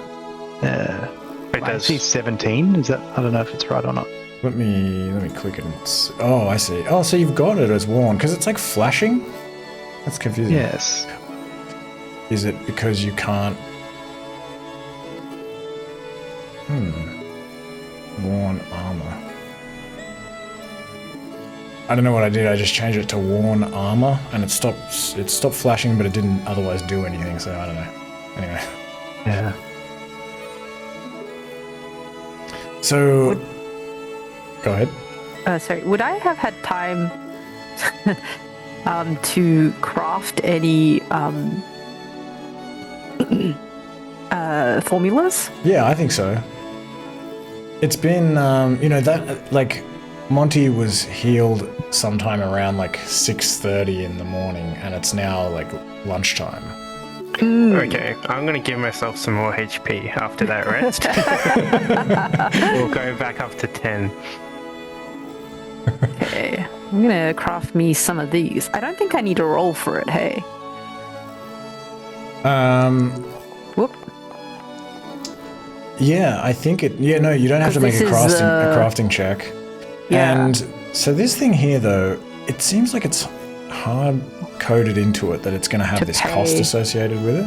Yeah. And so don't click that thing yet. Hold on, let me just see. Is there a way I can change this? I might have to sort of, look into the nuts and bolts of it and see if I can change that. But for now, I'll just drag it in. Oh, so what okay. are you doing? Elixir of life. Are you doing 4 of them? Oh, sure. Lesser. Oh, hold on. Sweet. Sorry, my bad. That went into this. Whoa, that's level 5. I think it's a minor. Elixir of life minor. Oh, isn't it? Oh, yeah, minor, not lesser. Okay, cool. Minor. Okay. Are you doing 4? Mm-hmm. All right. I already have 4. This is kind of confusing. What do you mean? I already have 4 in my inventory. Oh, I literally just put 4 in there. Wait. So you have your formulas? Yes. Formulas in the I got it. crafting. Oh yeah, that says 4 because it's just the quantity that you're trying to make, and for some reason it defaults to 4. I don't know why I it does see. that. I actually changed them before all to 1, and it seems to have reverted to 4, so I have no idea what the deal I is. see. But yeah, I'll have a look at removing that gold cost, and we'll see if we can get it working. Cool. Do you make Thanks. anything else? I would like to make Alchemist fire. All right. So you also, I guess, why do you make Alchemist fire? It seems like there's danger afoot, and I wish to be in a position to defend my fellow friends. All right, and how many do you make? 4. And I think 8 is all you can do, right? Because your intelligence is 4, and then it's like Yep. plus 4 plus. Yeah. Okay. Do All you right. carry these like on a belt or something? Like, are these visible? Yeah, Or I in, think like a bag. I think it would be sort of. Now, probably a bag is more reasonable, like a side bag or something. I think they should be pretty accessible because you. Well, Yeah, like a so tote. usually it would Yeah, take you an it's action to draw one, but you have this quick bomber yeah. thing, Yeah. which means that you can draw the bomb if it's a bomb and use it as like one action. So I imagine, if it's a bag, it must be maybe a satchel or. It's like a little satchel with like a lid that's not really tied down. Yeah, Just like an flap over the top. Yeah, if that. Maybe just an open top, like a book bag. Like a. Oh yeah. Yeah. And they're just like clinking around in there. Well, they're not glass; they're clay. So I'd imagine they'd Wouldn't have make like too a much little noise. string on the inside that you sort of pop it in, and the little string holds it in place. Mmm. like little like inside compartments, kind of. Oh yeah. Carefully packaged. All right. So as you come up here, you see this crowd of people gathering around. These each square on this map represents 10 feet rather than 5 feet. As you may have noticed by the size of the buildings. So these people are sort of just representative of like a pretty large crowd. There'd be like quite a lot of people here. And Brond is like standing on the other side of this fire, and he's like calming people down. He's like this big muscular lion folk with this big brilliant golden mane, and he's holding a spear, and he's like, I know. It's not a good situation, you're right. But let's just see what they have to say. Giving into fear won't help anyone. And one of these other people is like, giving into fear? Those... And he sort of like looks around and lowers his voice a bit. He's like, those swine will take our hands, or worse if we don't pay. And another person is like, maybe we could rise up against them. Kick them out. This is our place, after all. And another person's like, are you joking? The Eparch would send an army to wipe us out. We'd all be corpses within days.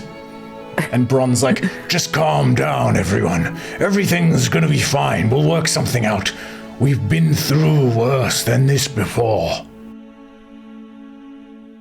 And at this point, Carly begins to approach the group behind Brond. She is this panther form felid, as I mentioned, similar to Varjo, of course. And she is the head of the council. She's tall and muscular, very proud looking, with jet black fur and blue eyes, piercing blue eyes. And she's usually dressed in a kilt and a tunic, similar to her husband. But only in the last week or so she's taken to wearing this looser ankle-length gown, and she hasn't been hunting quite as much. Ooh. And the other council members sort of approach behind her, and she comes over, and the crowd goes quiet, and she seems like genuinely emotional. And she's like, I would first like to express my shock and truly deepest sorrow for the loss of our good friends, Porvi, Kalo, and Fenna. Their names will never be forgotten. Except by the GM and the players of the game, probably. Who was that? What's names? She says, and may their souls go to rest with their loved ones from the old home, to watch over them. As I know, Fenna had 2 children who were left behind when the slavers came, and Kalo, I think, had family still living in Kar Umsa as well. And Carly glances over at Montecuani. She says, we must count ourselves lucky that Monty was not also taken from us. Monty, it's good to see you up and about. We were all so worried about you. Yes, well, I am quite frankly happy to be here. And she nods and then sort of sighs and takes a moment. She glances around the crowd, and then she gestures towards Brond. She's like, my husband and I have investigated the south entrance to the ant-insectoid tunnels, and I'm sad to say we could find no clear clues as to who it was or even where they came from. But it is true, the treasure has all been stolen. There is nothing left. And the people gasp, looking between one another. And somebody's like, what are we gonna do? And another person is like, Demetria will have our heads! And Razi steps forward. He's another member of the council. He is an ostrich person with grey feathers, sort of plump in the stomach, but wiry everywhere else. He's got this long neck, these sharp eyes, and he walks with a wooden staff. And he's like, now, this is no cause for panic just yet. Remember, the mouse people are teaching us to farm, and the harvest is sure to be bountiful. And someone in the crowd is like, but what if the crops fail? And Jefferson steps forward. He was sort of recently admitted to the council to represent the mouse people. He is a very small mouse person. He's only like 60 centimeters tall. He's got brindled tan fur, and he's dressed in like loose pants and a Raimi tunic. And he's like, I can tell you, from what I know about farming, I think the soil in the delta is just wonderful. Already the crops are looking really promising. And someone's like, well, sure, but we're struggling to feed everyone as it is, without having to give nearly half of it to the suskin. And another person in the crowd is like, yeah, and don't forget the minimum is 1,000 silver pieces. That's a fortune. And Kali says, listen, this is a really bad situation, it's true. I'm not gonna lie to you. But what choice do we have? We're just gonna have to get back to work and hope we can produce enough. And maybe this year we'll have a little less to eat. But everyone who has something they can make, maybe it can be sold at Verdalade, and we've just got to keep our heads up and keep hope alive in our hearts. And the people sort of groan and chatter amongst themselves, and they begin to disperse, kind of realizing that there's not really anything that anyone can do about the situation. And Brond sort of puts his hand on Kali's shoulder, and some of the other council members sort of begin talking among themselves.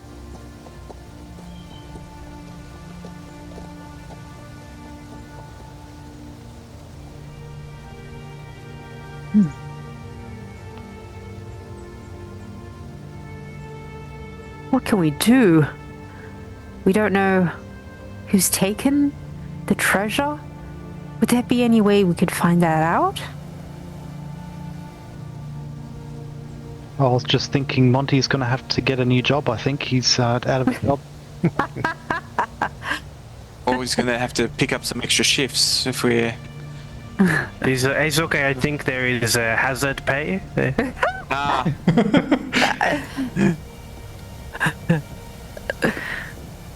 I think that hazard pay is going to be going towards paying the suskin their 1,000 silver pieces. what about if we have a chat to Brond? Maybe he wasn't revealing all his cards. Yes, I think so too. Maybe they have some sort of lead about where this treasure went.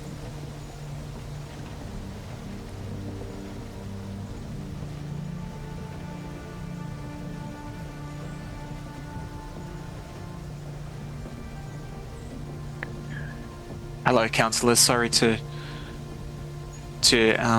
interrupt. I know you're all very busy during these times. Not a problem. What can we do for you? Well, is there anything that we can do to help the villagers and possibly recuperate some of this the treasure that was taken, or maybe investigate the source of the issues? Kali says, we did go down there and take a look, but we could find nothing. It was, I don't know if they intentionally hid their tracks or... Yes, it was like, they just came in, killed our friends, took the treasure and disappeared. Almost as if by magic.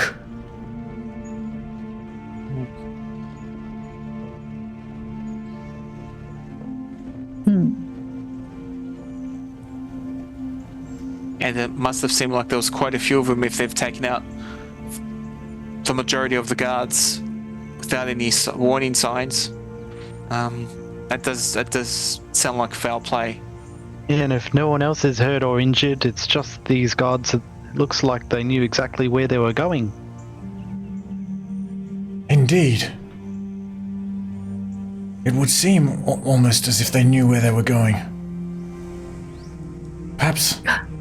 How would they know that? Someone's talking, says Razi. Oh no, surely not. Not anyone here. Not anyone from Ashara. Jefferson sort of agrees with you, Izcalia. He's like, huh? Yeah, I mean, why would anyone do that? We're all in this thing together.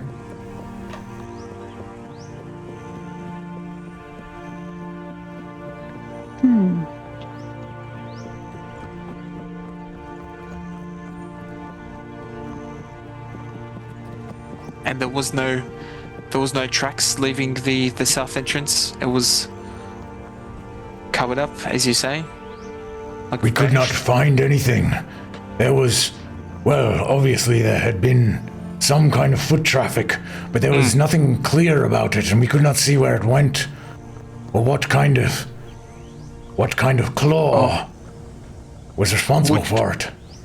Do you think that they've actually made their way into the tunnels from within, not the main entrance?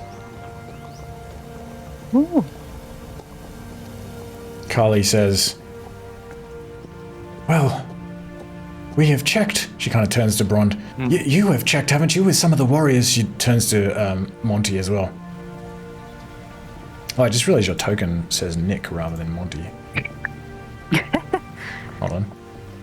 Can't have that. Who's Nick? It's his nickname. Hold on. There you go. Thanks. What was it saying? Oh yeah. Carly's like, Monty, you went down there as well at some point, didn't you? We periodically have the warriors check to make sure that the treasure is okay and everything. There aren't any other entrances, only the 3 that were there when the 4 heroes went down there. This is the last time I saw the tribute. It was okay. I think I have failed in my duty, and it would be meaningful if you could give me a second chance and allow me and my friends the opportunity to at least investigate the site. Carly kind of says, Of course, I do think that maybe the best thing for us to do is just focus on trying to produce enough materials, or maybe to earn back at least 1,000 silver pieces. I worry about sparing the workers looking into this when we were unable to find anything. And who could it be? I mean, it could be that you all know that these forests are dangerous, and there are all sorts of creatures living in them with all sorts of different intentions, many of them not friendly. I don't know where we would start, but of course, I mean, aside from what the Suskins say, it is mostly a free town. Maybe Brond's like, Don't feel too bad about it, Monty. It could have happened to anyone. But tell me, do you remember anything at all? you literally remember nothing. Yes, I remember everything.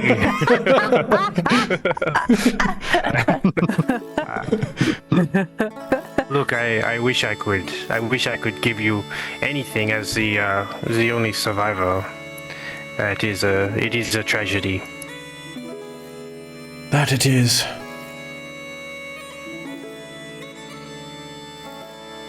How do we know how the others fell? What type of wounds they were fallen to? How No they died? weapons were left, but it did appear that there was some kind of heavy, sharp weapon, and maybe spears or arrows as well. Monty, you're lucky that you were only hit in the back of the head. I don't know why that would have been, but yes, perhaps pure luck. But these people, they took their weapons and their arrows with them. Apparently. Very interesting. There was So nothing it, on the ground but blood. It sounds like a group effort. Yes, I believe it must have been. It could not have been done by a single individual. Unless they were very powerful indeed. So, the amount of treasure we're talking about, how would you move, like, what was the volume of that again? Like, just trying to logistically, how would you move that amount? Yeah, so they tell you the amount, which is like a fairly large amount.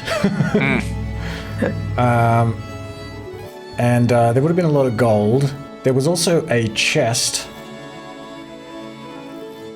And the chest... Yeah, I'm trying to remember if the chest... Because, yeah, there was like a suskin chest that was found in the giant ruins.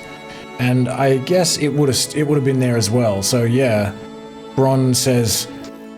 Indeed, they would have had to carry that big chest out of there. They must have been strong.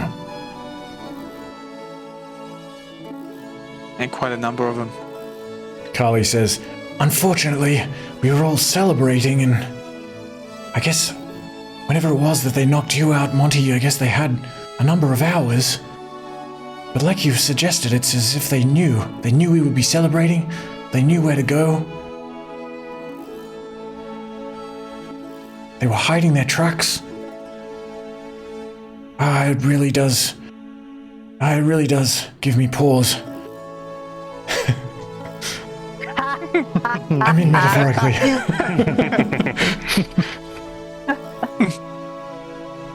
Raz is like, I told you, somebody's talking. Jefferson's like, oh, there must be some other explanation. Do you think the antfolk have came back for revenge? That is a distinct possibility. Well, they're the only ones that they built these tunnels. Yes. And their queen was somewhere to the south. And perhaps would have wished to seek revenge. Although the princess guaranteed that she would not. But who's to say if they could have been trusted?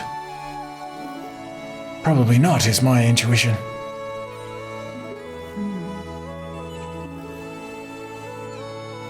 Because it is a maze. It's quite a maze down there, and to move all that treasure without, in such an efficient way, in and out. Well, yes, that is why we did not have the treasure all the way down at the bottom of the tunnels. It was only on the first level, in one of those rooms, those guard rooms. But yes, it still would have been certainly rather difficult to move it out of there quickly and stealthily. But if they did do it in the night, as my wife says, they had many hours to do it, for we were all too drunk and unawares to stop them.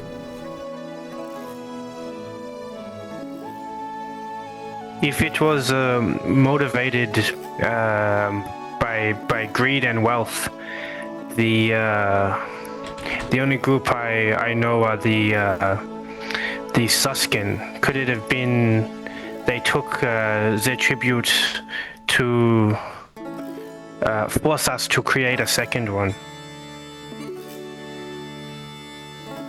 Jefferson says, Oh dear, that does sound like those nasty swine to me. I wouldn't put it past them. Razi says, I knew it, you see. Someone was talking. It was the suskin all along. Brond says, Razi, don't get ahead of yourself. We don't know anything. But he turns back to you and says, that is a good theory. I also would not put it past them.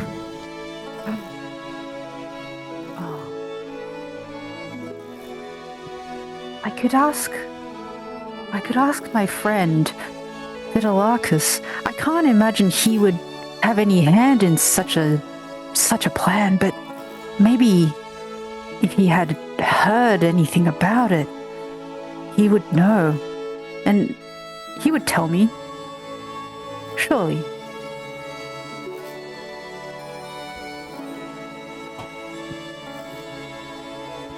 If you trust him enough to tell you.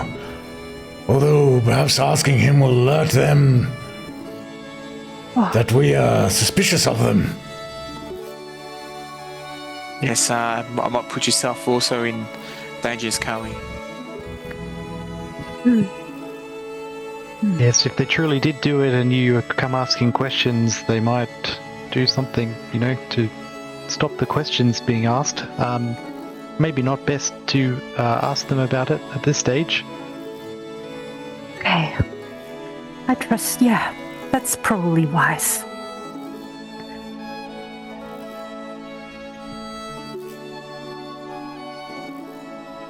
But I guess it does make the most sense, they do have the magic capabilities and they have the big strong weapons too. And they are known to be greedy. Yeah, that's true as well. And So, I mean, it seems like it's the most obvious choice, but who knows? There might be something other foul play happening. We just don't know. So I guess we should keep our cards close to ourselves at the moment until we can find out some more.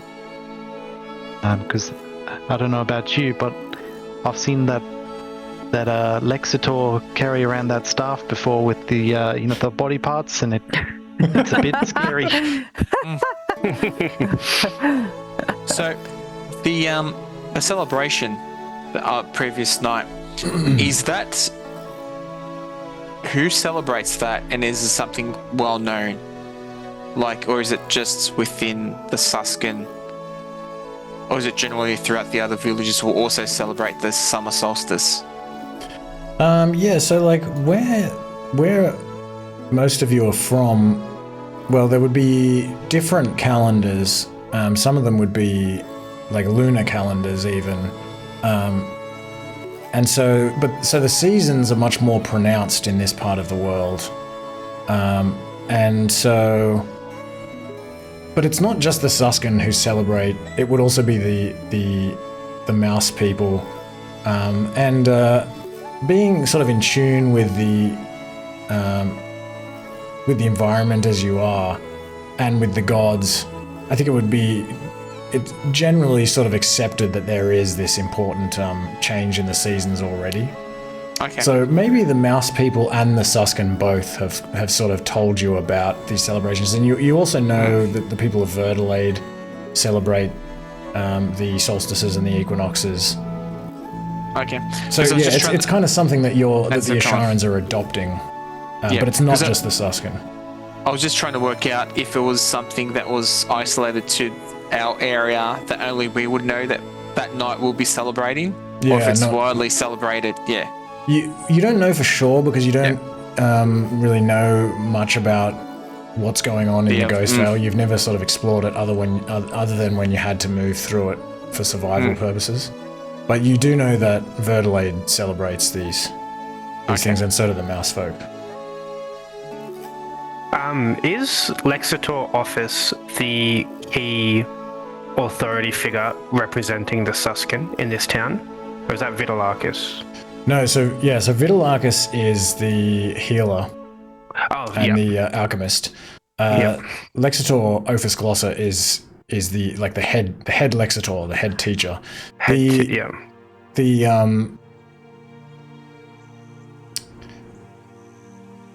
Let me see. What was his name? Barotis. The Epitropos, or the prefect. His office is here. Okay. Or at least that's his house, and then this would be his office here. And then this area down here is like a sort of a barracks.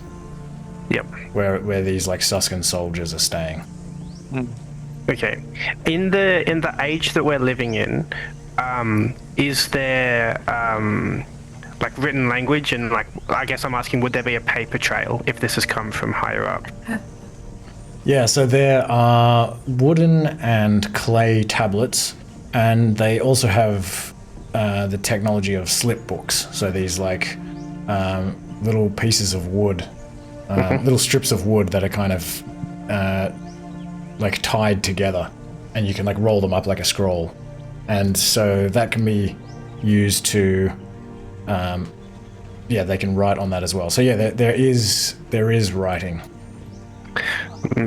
It is a dangerous thought, but a a organized attack like this, it could have been directed from higher up. There could be orders that we could evidence that we could find to prove it was the suskin.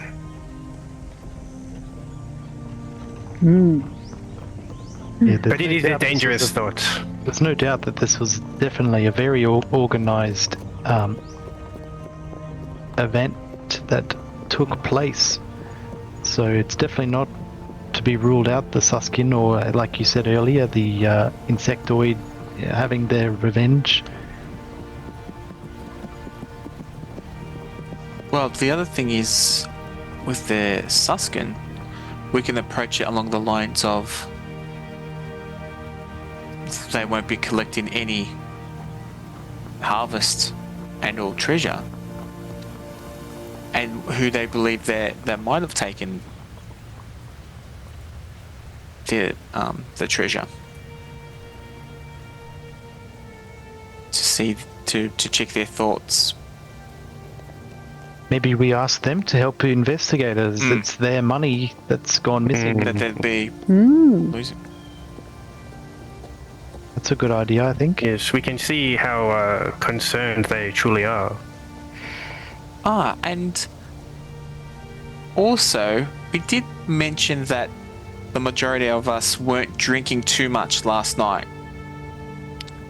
From the celebrations, did it seem like everybody was accounted for that should have been there?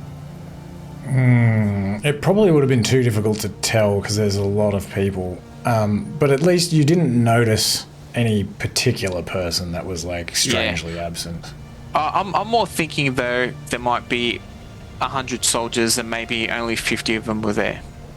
Well, there isn't really like a standing like soldiery. There's no like military or anything like that. So it's just kind of like the hunters are also the warriors. So the warriors of the tribe would mostly have been celebrating, and then they just posted like 4 guards at each of the 3 entrances. So yeah, there was no one in particular that you would have noticed wasn't there and should have been there. Okay. Wait, but then these suskin, are they guards, or like are they in barracks? Oh yeah, sorry. Those suskin are also warriors, but they're more like hoplites. So they are much more like actual soldiers, and they're here to pretty much like protect the suskin and to sort of enforce their rules on the town. But yeah, the town itself doesn't really have like soldiers. There wouldn't have been any suskin guards on duty protecting the horde. No, I guess what were the people that died? What kind of species were they? So they would have just been various Suskin or animal anything. people. Yeah, not suskin. The suskin, the treasure was granted to the people of Ashara. So it's the suskin don't tend to take an interest in guarding it. Yep. But they would have been aware of it, obviously. Yeah, they know about it.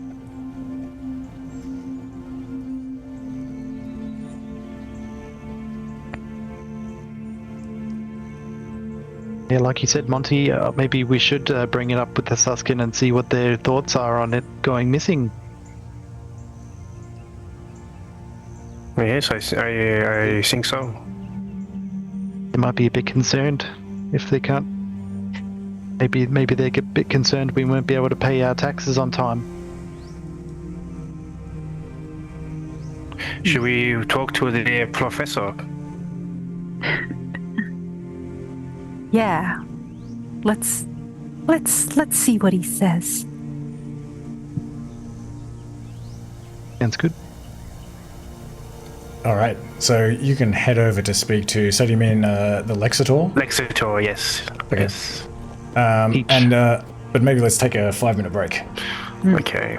Before everyone goes away, I just want to ask everybody: is the accent too annoying to listen to? Oh no, it's No, awesome. no. Okay, I was I love it. self-conscious. I wasn't sure if it was just being annoying.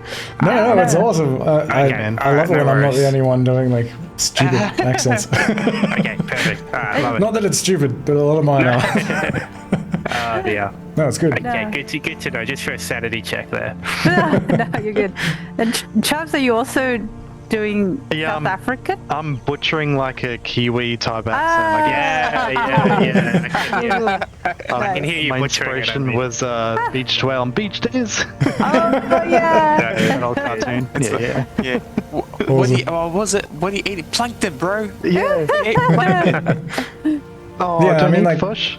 Eat plankton. Even when you like butcher an accent, or if it's subtle, it still kind of like gives a flavor and like help. I find it like helps me get into the mindset of the character. Yeah. Yeah. Okay. Cool. Not that you are butchering it, of course. Yeah, no, He's cool. in it. Alright, no worries. I like the artwork, by the way, as well. Looks really cool. That disc as well. The opening piece, that bronze piece as well. You had the wolf and the Oh yeah, suskin. yeah. Yeah, that was really cool. Took me a while to generate while? some of them. Yeah. Yeah.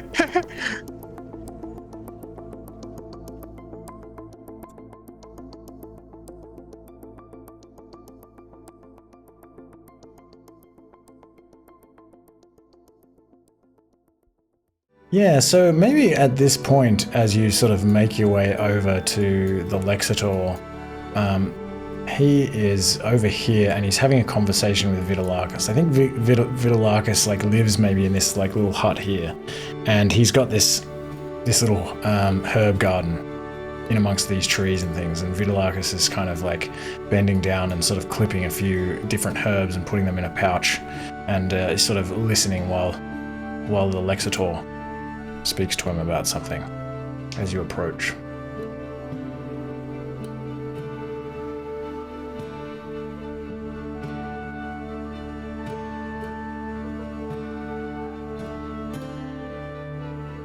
Do they continue to talk within earshot?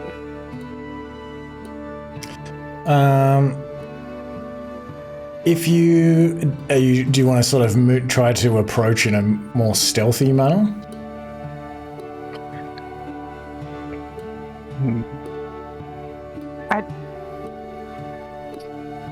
I don't think Izcalia would think of that. So, if you are, unfortunately, she might try and she might like accidentally just blow your cover, be like, Vidalakis! Yeah. Let's say that Monty was trying to have like almost like a phony conversation, right? Just like happenstance that we're next to them, and then yeah. When you call out Izcalia, the Lexitor will look over at you, and Vidalakis will also sort of stand up and turn around and say, "Oh, very good. Good day to you."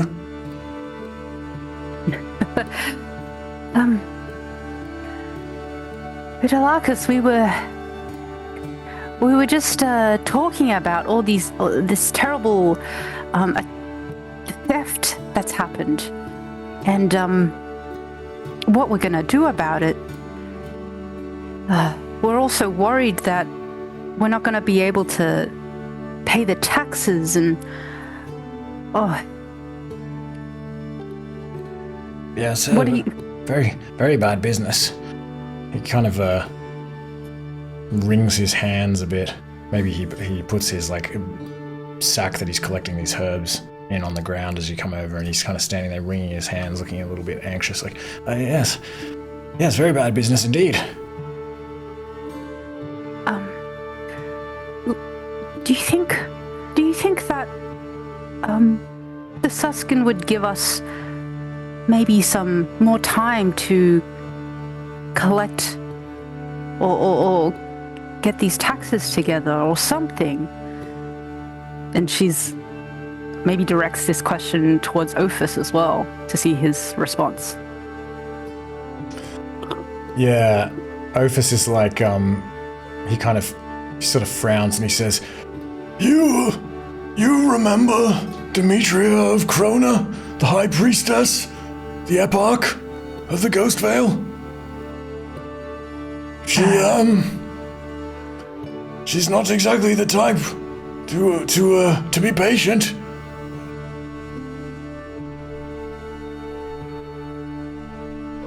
Oh,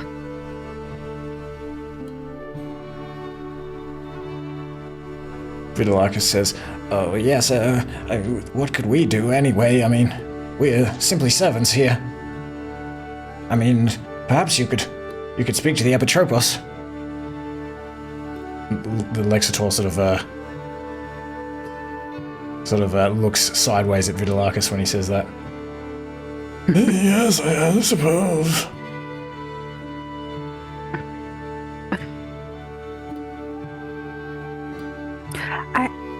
yeah. If you think that he would be sympathetic to our plight,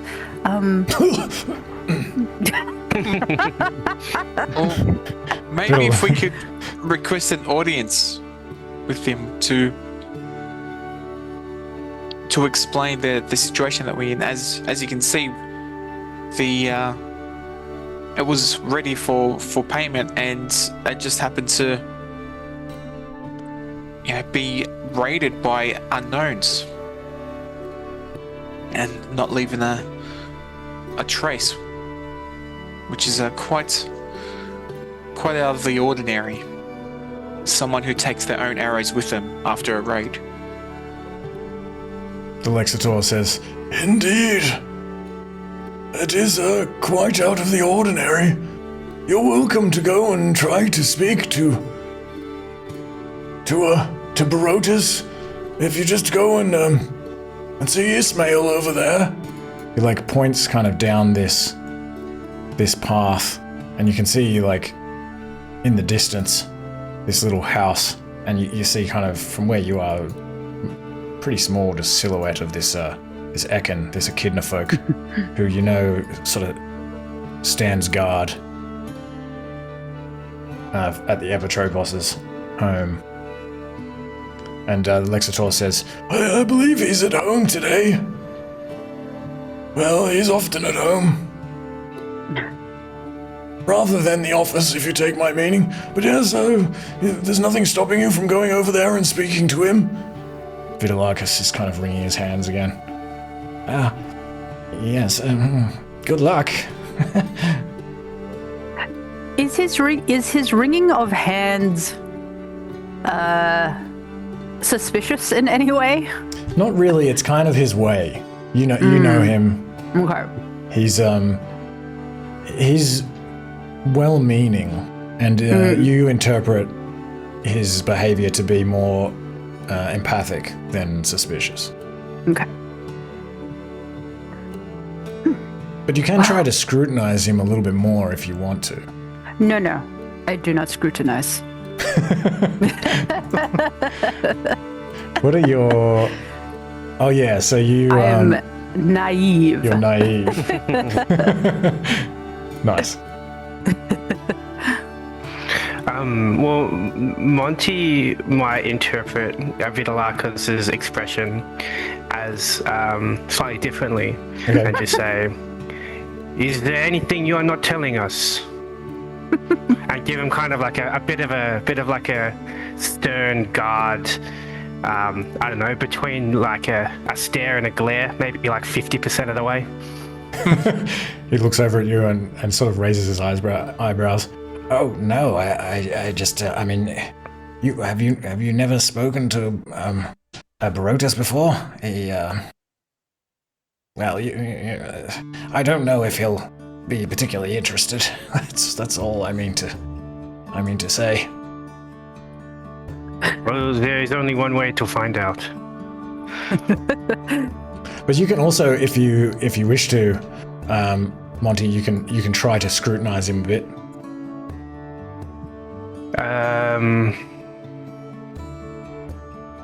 I don't think I will right now. I still want to. Yeah, I don't want to be too confrontational. Okay. I was just trying to work out exactly even how you would do that. There's no insight. There should be intimidation. Oh, like Oh, goodness. Oh, by scrutinize, I just meant like, do you can sort of like see if you I read thought you anything in meant his like, face, or like. gotta rough you up a little. Maybe not. Yeah, I feel like, because what's society? I don't know. I feel like society is like an intelligence check, so maybe it would be diplomacy, perhaps. Anyway, that's all right. Diplomacy. I don't Maybe. know. Oh yeah. I see. Yeah, I don't know. It doesn't look like there's like a equivalent insight skill, does there? I'll have to look into it, unless it's just a perception check. But yeah, I'm not sure.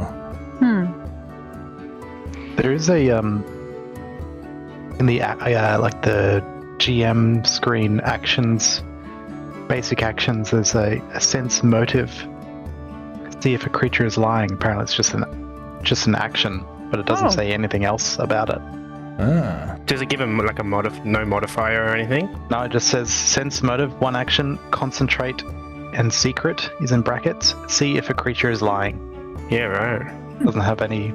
It also says in there aid, which is I guess maybe the help action, but I don't know. I just saw that. Oh yeah, aid. Oh yeah, aid. Yeah, that would be the help action, and it looks like it's a reaction, which is nice. So it's like somebody does something, you can then react to help them rather than like having to. So DC 15 check to give a +1 circumstance bonus to assist a skill check or attack roll. So basically, I guess in what we did before, once Varjo got the 15, I think it was Varjo, then I suppose it would have just added a +1 to Izcalia's roll rather than. Because I essentially granted advantage, which I think is like I think it does exist in some form, but it's not common. Anyway. But yeah, as far as sense motive goes, I'll have to look into that. I don't know if it's just it.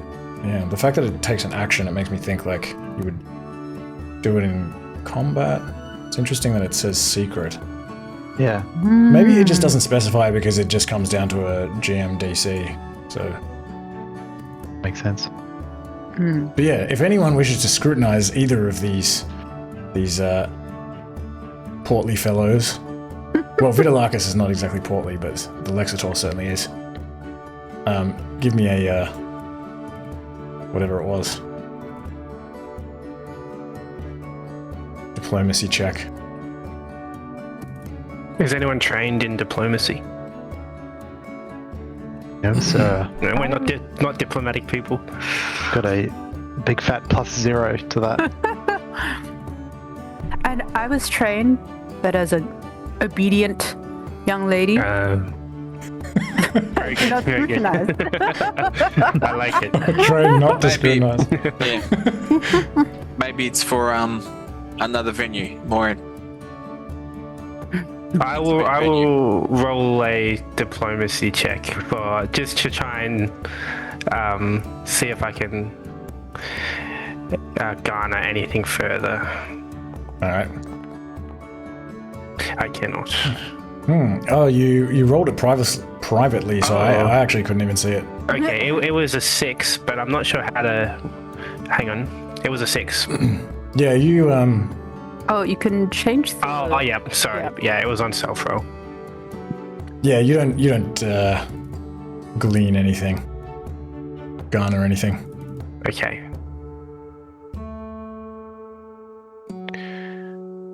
Should we talk to the boss?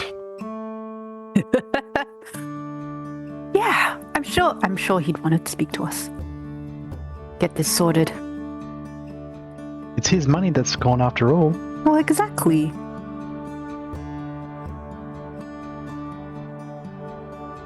These guards that are dressed in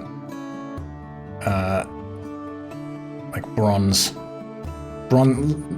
pauldrons probably, and like some leather armor, and they're carrying these like bronze halberds. They sort of just watch you as you walk past. They don't really do anything. Let's walk past in the afternoon. Pat him on the shoulder as I walk past. It's just kind of like nods at you. Good day. You too. And you can come over here to see this this Ekin soldier.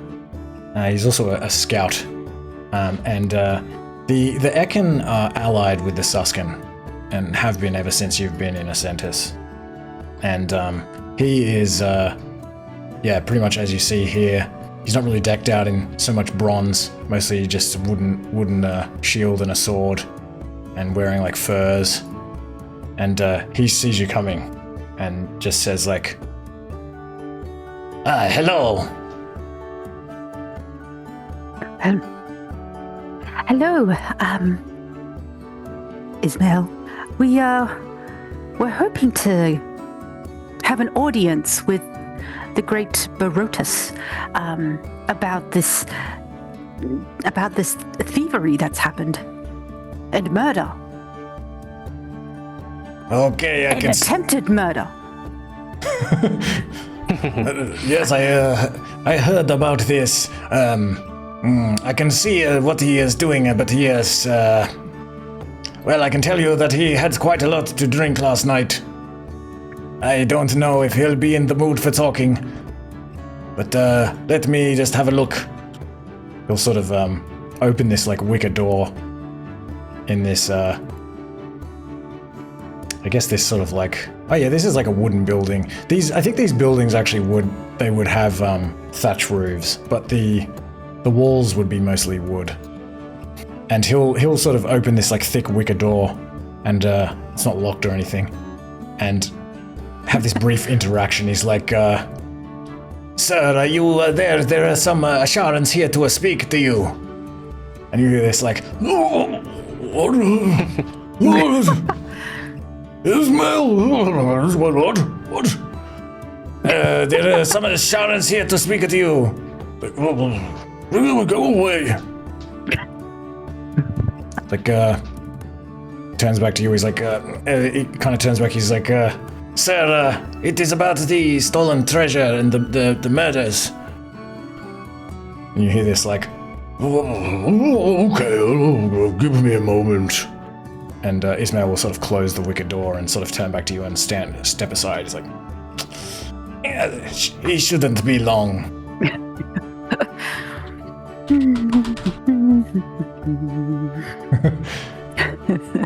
About Oskar just steps over to the ledge and just looks out to the ocean while we're waiting. A couple of minutes later, the door opens, and you see this very overweight Suskin, looking very hungover. He's kind of like massaging his temple, and he's dressed in like this long like fur. It's kind of like a robe basically, and it's just like mostly like a bathrobe practically, and it's kind of like mostly like hanging open. He's just kind of barely like tied around at his waist. He sort of comes out and looks at you all and says, "Oh, whoa! Dang!" And says, "Yes,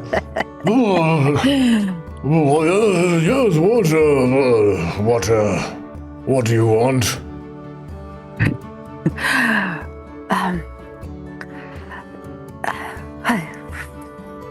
Good morning, sir. Good afternoon, sir. We were just, He kind of like looks up at the sky. It's like, It always comes too early. You might have heard about the treasure and the tax money that was thieved from our aunt's holes last night. He turns to Ismail. You were saying something about that, weren't you? No, I don't really know. What happened? Oh, well, all of the money that we had been saving for paying the Suskin taxes has been taken by we don't even know who. Ooh. And well, now we don't know if we can pay it back. It's really very, very difficult for us. Would there be any way of delaying the payment or reducing the payment? Delaying the payment? Good luck with that. Oh, what do you mean? Wouldn't you be able to ask them to for a few more months? You're so powerful, sir. and so impressive. Well, I didn't even want to come and look over this shit all over place in the middle of nowhere. You think I have the power to tell the Eparch what to do? Oh, no. Oh, good luck with that. This sounds like more of a you problem than a me problem.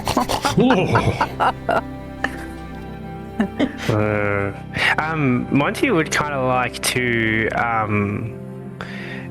gleam how much of this, if any of this is an act, right? If he's putting a bit of mayo on his complete ignorance of it all. Would that be? Yeah. I guess give me another Diplomacy, I suppose. Yeah, diplomacy check. Sure. Until we work out that that's not what you do. Hey. Ooh, okay. He seems like he's hungover, lazy, disinterested, and just wants to go back to sleep. You don't get the sense of really anything much more than that.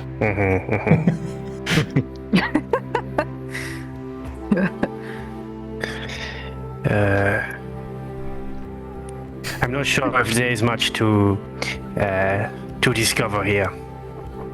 Oh, too right.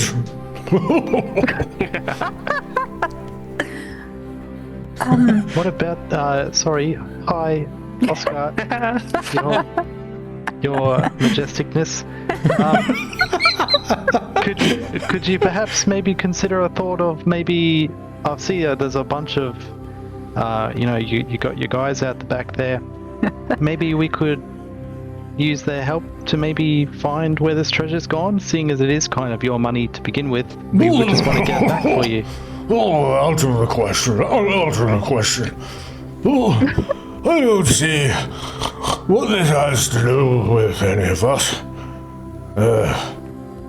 No, I need them to protect me and to make sure that all of you do what you're supposed to be doing, and to make sure that you follow Smorgon's decree. No, I don't see. Excuse me, sir. I don't see why. Sorry. Yes. Varjo here. How do you think this will reflect upon yourself from Demetria if under your watch we cannot guard this treasure, her treasure? I think she might be quite upset with yourself. So we're looking after your interests as well as our interests. It is not my job to make sure that you can pay taxes. I'm simply here to ensure that you follow Smorgon's decree and learn your language lessons. And that is it. The rest of it is up to you. Your council, or whatever it is they're called, they are adequately responsible for all of this? No. I don't see why this would fall on me.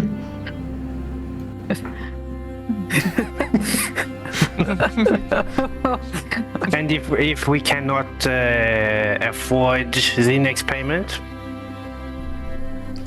Oh, well, that'll probably decimate you, I suppose. Maybe every 10th Asharan, perhaps? would lose their heads, something in that manner, I expect. They're very serious about these taxes, you know. You were lucky that they allowed you this long without paying the taxes to the very wise and good King Smorgon the Ravenous.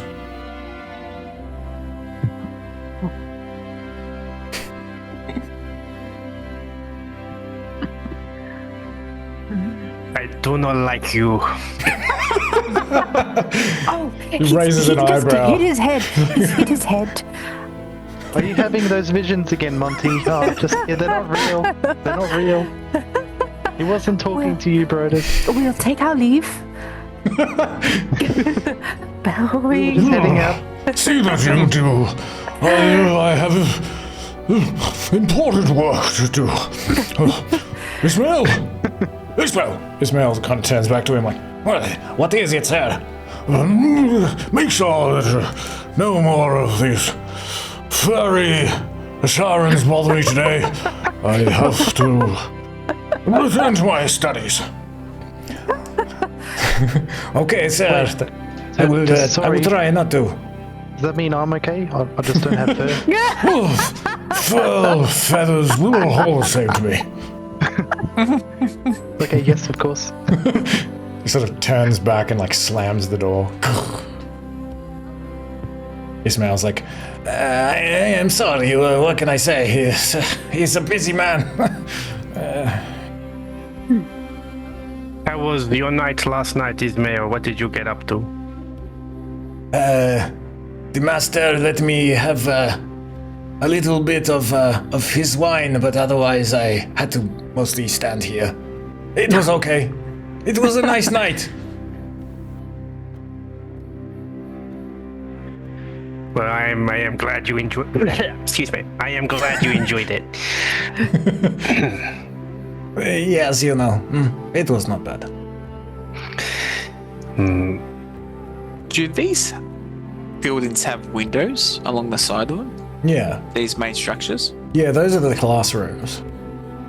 Oh, these are the classrooms. Oh, Yeah. Those three are the classrooms.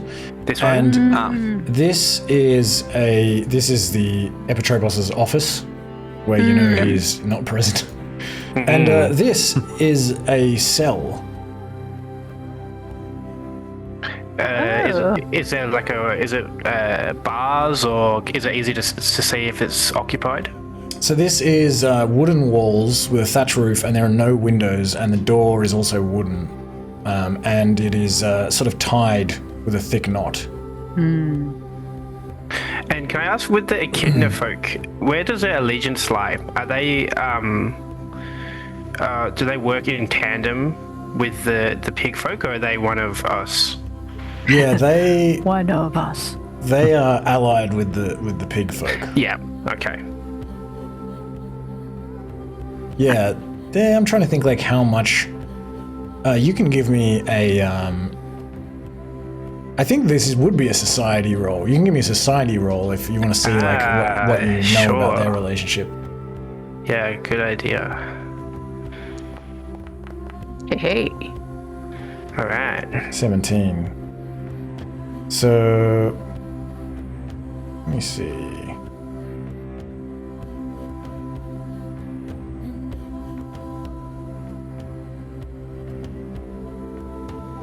I don't have it here.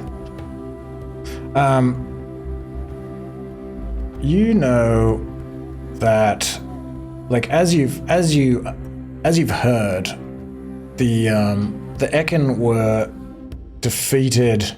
They were at war with the Suskin a long time ago. The Suskin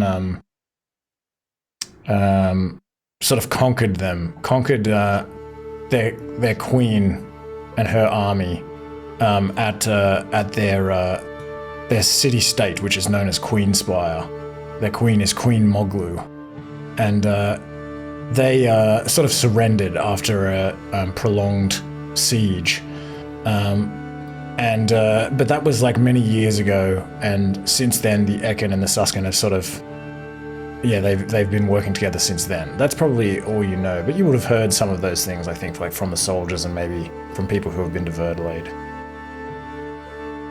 So there might be some bitterness between them, but they're generally allies now. And maybe you've also heard that they kind of share a common enemy, which are the Urson, the bear folk that live in the mountains, far to the south. Okay. I'm just trying to think whether or not Monty would have some kind of rapport with Ismail being both guards, or is it pretty separate guarding? No, I feel like you'd probably have some rapport. I mean, like... Yeah, like... I don't see why you wouldn't have talked to him. He's not here all the time. He's kind of... Right. He's the Epitropos' like personal servant. Originally he served Ophis Glossa, but the Epitropos sort of like took him when he moved in here. And so he has Ismail kind of waiting on him day and night. And so, yeah, Ismail, you can probably detect some resentment in his voice. So yeah, you would have a rapport with him, I think.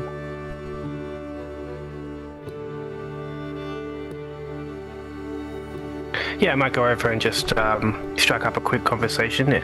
Ismail, you been busy guarding? Is there any trouble? Sort of says, no trouble. Just everything pretty normal until this morning when I heard about the news. The cell is unoccupied? No, there is someone in there. Oh, from one guard to another, do tell. It is a taper man. Yeah, I forget his name. Would I know him? Yeah, you probably would have seen him around, and he. Let me see. His name is Egris. And I feel like you probably would have. I'm trying to think if you would have heard anything about this. There's like 250 people in it. No, I feel like you haven't heard about this, but you do know Egris, and you know that he is married to a taper woman known as her name is Aruva. Egris was working as a cook for the Epitropos. So you are kind of surprised to hear that he is in this cell.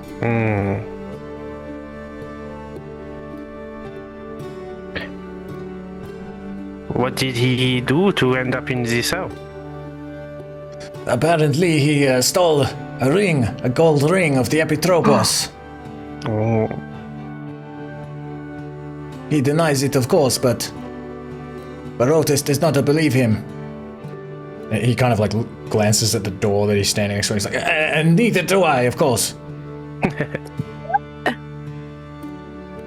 Yes, neither do I, of course.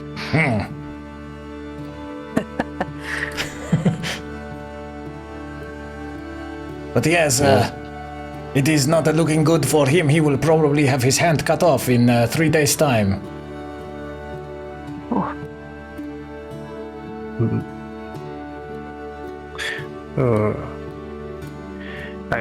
I hope Aruva is doing okay. I am not sure. You would have to speak to her. But you would know that she lives in the sort of south, near the south gate. She is a potter. Oh. Varjo will say to Monty, what's that over there? And he points to his left. Can you ask Ismail? And I think you might need to check it out as well. I don't looks a bit suspicious. Ismail, I am still weak from last night. Can you help me? Okay, we'll say then, I think, that you are assisting Varjo in making whatever is the equivalent of a persuasion check. Sorry, a performance check. There isn't a performance check. So, Varjo, give me a performance check and you can add +1 to the roll.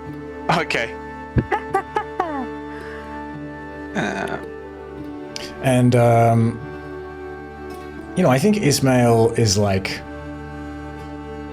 It's like pretty friendly with you guys. I don't know if he has any particular reason to be suspicious, so without looking, I'm thinking the DC is probably going to be 13. Oh, okay. Damn. He says, well, I don't know how suspicious he is, but he's just like, he looks like maybe he doesn't want to leave his post. He just kind of like looks over there. He's like, what is it? What do you see? Go over there, Ismail. I will Well, stand making it- guard here. The master will get angry at me if I am seen leaving my post.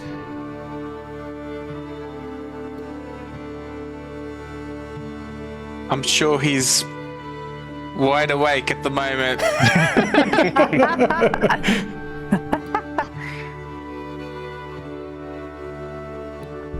What are you trying to achieve? No, I'm just trying to signal Ismail and Monty away so that he can discuss more freely what he's trying to. Oh, so you're not so much trying to take advantage of Ismail, you're trying to No, not to break. No, I'm just kind trying of speak to, to him. yeah, a bit more away from the ears of, is it Brontus? If he's semi-awake, so he's not as it's more freely spoken. Do you give any indication of this that Ismail can see? I think at this point Ismail is just kind of thinks that there's something over there, like he's just Yeah, I'll just like he will wave yeah. them on. In that case, he'll kind of glance at this suskin over here, who doesn't appear to be interested. He's probably like looking off in the other direction. He'll kind of like he'll come creeping over. What is it? Finally, Monty, come over. At least you can speak more freely now. Something doesn't seem right, as in very suspicious what happened last night. Whoever stole all the treasure and the goods and murdered the three other soldiers left no trace. They took all their arrows, which is it's unheard of. That does seem very strange. And cover their tracks. Almost as if Yeah. it was an inside job. Hopefully not. We don't want to believe that, but we never know. And I thought. You mean you think it is? Well, what are you trying to say? No, I'm just. Have you heard anything out of the ordinary around that possibly could lead us to the just to the treasure? We just want to pay what's owed, so the village remains peaceful. Everyone ticks all their boxes, and Demetria gets her tribute. And we're just running into dead ends. If you have any information that will be greatly beneficial, that will very much be appreciated. He sort of leans his shield against his leg for a moment and like sort of scratches in between his quills behind his head. He's like, no, I really, most of my time I just have to spend waiting and serving on the Epitropos. I have not seen anything, unfortunately. Ismail, do you hear anything from inside? Is any important meetings? No, and not... Look, to be honest, as far as I can tell, Barotis doesn't do anything important.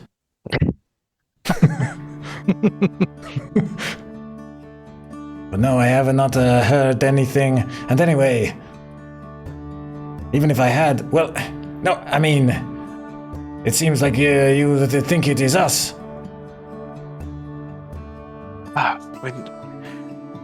Like I mentioned, we have the same goal. We just want to recover this treasure, pay the tribute, and continue to live off this land. In some ways, it is maybe not does not matter that much to the Suskin whether you pay or not.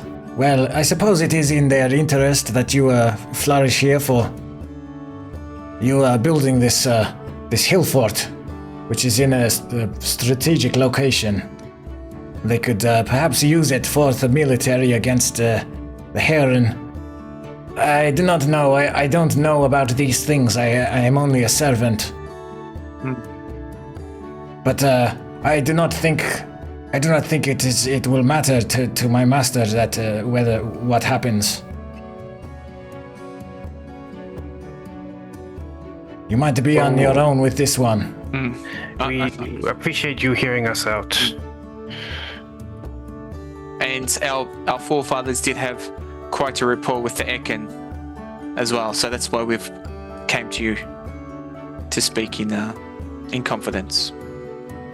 Yes, I knew Bindaros the Giant and Twig the Necromancer. I met all of them. But yes, no, of course, but yeah, there is not really anything I can do to help. Okay. Monty's gonna walk Thanks. off. Thank you. Thank you for your time.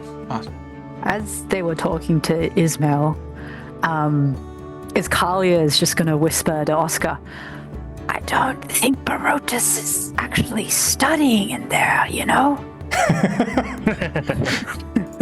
Oh, I think you're right. I think the only thing he's studying is the back of his eyelids.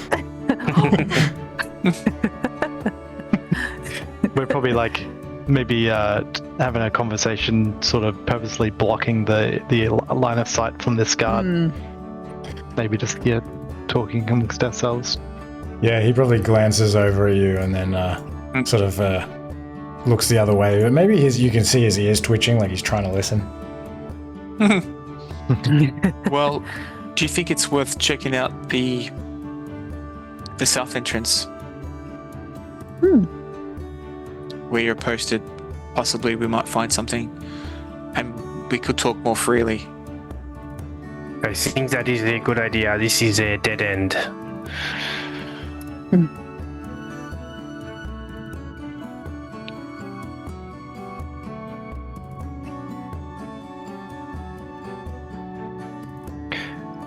Okay. So how far away is the south entrance from town? Is it in the town?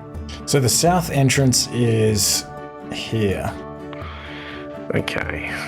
And this is Aruva, who is the wife of Egris. Okay. Once we're out of earshot from some of the Suskin, I am going to ask, is it possible Eglis is imprisoned for more conspiratorial means, perhaps? The gold ring is a facade. What a plot. I don't want to speculate, though. It is a dark thought. I was even thinking that possibly the treasure hasn't been stolen, but is more hidden, and it will benefit them if this village is no more. Possibly, that's a good reason to bring an army through. It's a nefarious. It is a nefarious plot.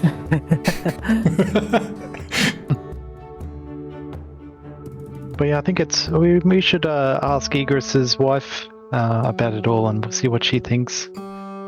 Sure, she would have her say about what she thinks happens. I think so. That's funny. That's all this land, and you got four of us just standing in the middle of the Chat.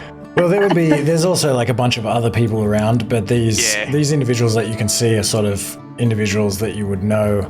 Like over here, this is Brogget, who is like a toad folk, and he is known to be very good at building, and they are constructing in here some what is what they hope will be some granaries.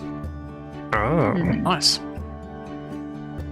And Migu is as an Arthurian, a sloth person, and she is at what is actually I moved all my shit around.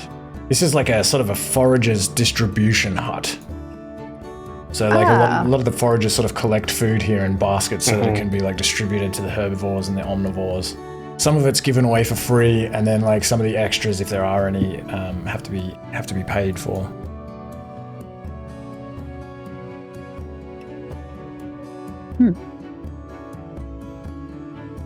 Maybe she And whereabouts is, waves Aruva? at you as you walk past. Aruva is at the end of this road, basically. At the end of this. Great. This Kind path. of on the way. As you walk past here, this is a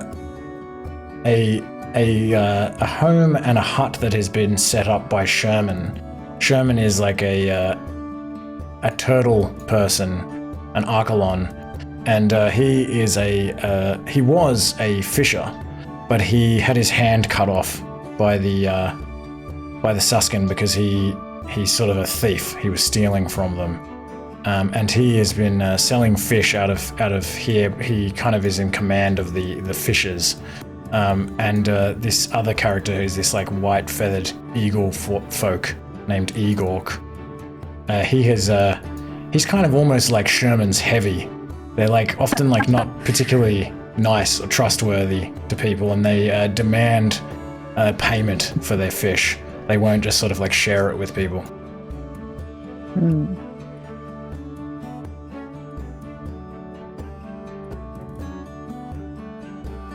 Probably walk by, sort of gaze averted. Yeah. Can Varjo sneak up on Lazarus? He sees him down the street. Maybe Lazarus is like Surprise. peering down this hole. This is one of the 3 entrances to the ant-insectoid tunnels, and there are a couple of these people are probably some of the warriors, and they maybe they have like just emerged, and they're kind of like from the hole, and they're sort of looking around for like tracks and things. So you can sneak up behind Lazarus. Do you want to give me a stealth check just to see how well you go?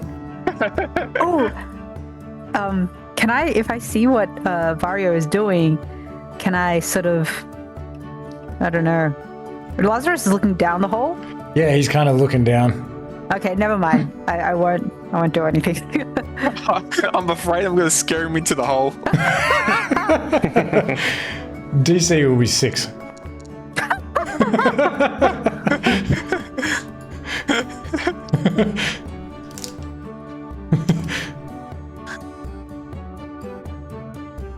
So you critical sneak success. up behind him. Yeah. Oh yeah. It is a Sneak critical up behind success. him. So he's not. Just as a friendly banter, because he probably would have seen Lazarus on the wall keeping an eye out as he's roaming the fields and the forests. So I think he plays like cat and mouse game with Lazarus sometimes to keep him on his toes. And you sneak up behind him and just go, He's I like, got you this time. and he does like nearly like kind of tumble into the hole. And he just grabs again. I got you this time. You grab him. Like, yeah, I grab him. He turns around. He's like, he's like dressed in this like kind of just basic tunic and kilt, and he just this like lemur folk with these like big like kind of wild eyes. Turns around and he's like, Varjo, you know, he had me there. Well, I mean, it didn't exactly have me, but, well, I was nearly had. All right, I admit it, I was had. I nearly fell down that hole, in fact. It's been a wild night, hasn't it? It sure was. What were you up to last night at the party? Were you keeping an eye out? You didn't see me? I was dancing.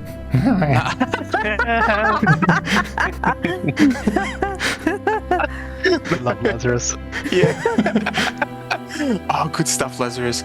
Did you happen to notice anything in particular? Anything out of the usual? Or maybe someone missing from the party? Partying. Unusual partying, especially. Not really anyone missing. I wasn't really keeping my big eyeballs out like I usually do. Yes. I was too busy spinning around. Yeah, that's right. Giving them a rest. Was there anyone else on watch last night? I think mostly only the guards that He looks over at Morty. He's like, oh, he was on watch. Morty was on watch. Yeah, he was very lucky to walk out of that. To be on watch? That's Or to hilarious. walk out of the watch? Walk out of the watch. To tell the watch. Oh, hey, no, sorry. I know what you're talking about. The fact that, yeah. My condolences, Monty. Sorry, not Morty. Monty. It's okay, Lazarus. Lazarus, what was your favorite song to dance to? he begins like jumping, like dancing around and like singing this song, like. Do you remember it? I remember it. I feel like... Lazarus, I was on watch. Oh yeah. I forgot about that. But I can sing it for you. It'll be almost like you were even there. It sounds. I think that's a yes. Sometimes Lazarus doesn't know. Okay, I'll do it. He like begins jumping around and like singing. Like. Oh gosh. Hey, Lazarus. Yes. Hi, Lazarus. Oh, hello. Hey, Izcalia. That's nice. Yeah. Keeping your tail clean, I see. Oh, yes. And yours. Thank you. Well, I mean, Lazarus is not keeping your tail clean, but he observes that you are keeping your tail clean. Just that you observe that Lazarus is keeping his tail clean.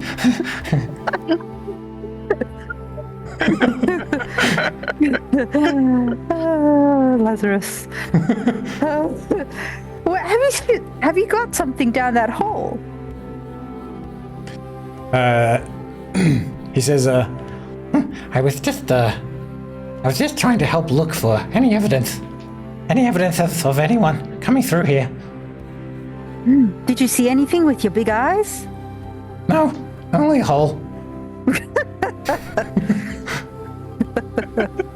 But, it's just, I was hearing a story that apparently there are these large networks of caves and tunnels below the Ghost Vale.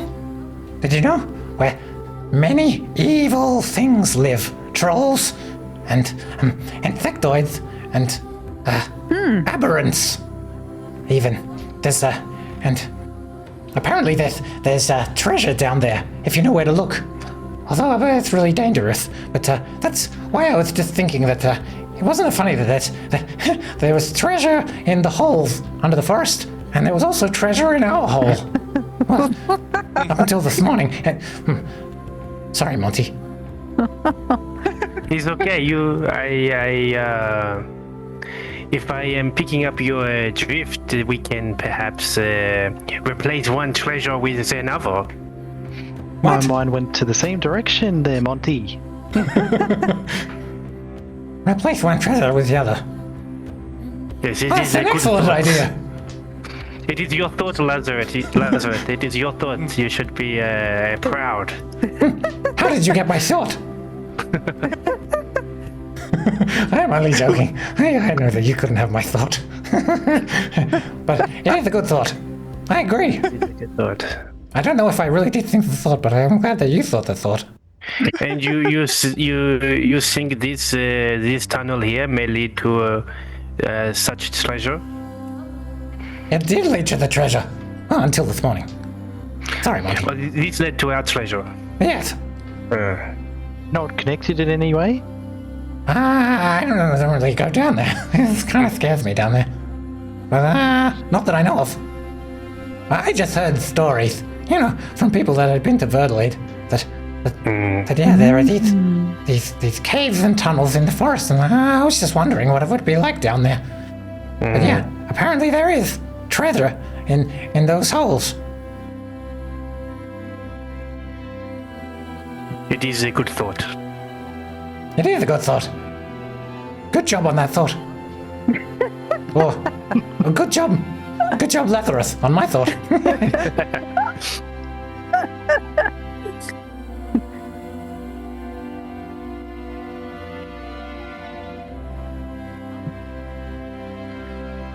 Well done, Okay. everyone, on thinking.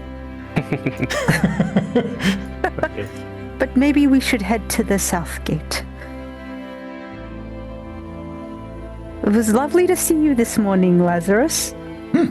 Likewise, it really was. Well, I don't mean it was lovely to see me. I can't really see me. But it was lovely to see you. And it was lovely. He's like calling out as you're going away. And it was lovely to see you seeing me as well.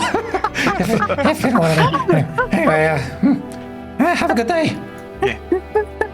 Bye bye. See you, Lazarus. I'm watching you. See you later. Yeah, mate. Okay. Oskar, as we're walking, probably says to the group, "So that guy's a bit fucking weird, hey?" Varjo's like, you just picked that up now. As you come down here to pass this hut here, you see a gecko form lizard folk standing out the front of his hut. You know that he is a stone miner, and he's usually out with the miners who are beginning to try to start extracting some stone from the hills to the south, upriver. And he is just like pacing back and forth. He's like, they're not going to do anything about it. I don't know what to do. He sees you as you're coming. He's like, good afternoon. Oh, good afternoon. What's got you all bothered this afternoon?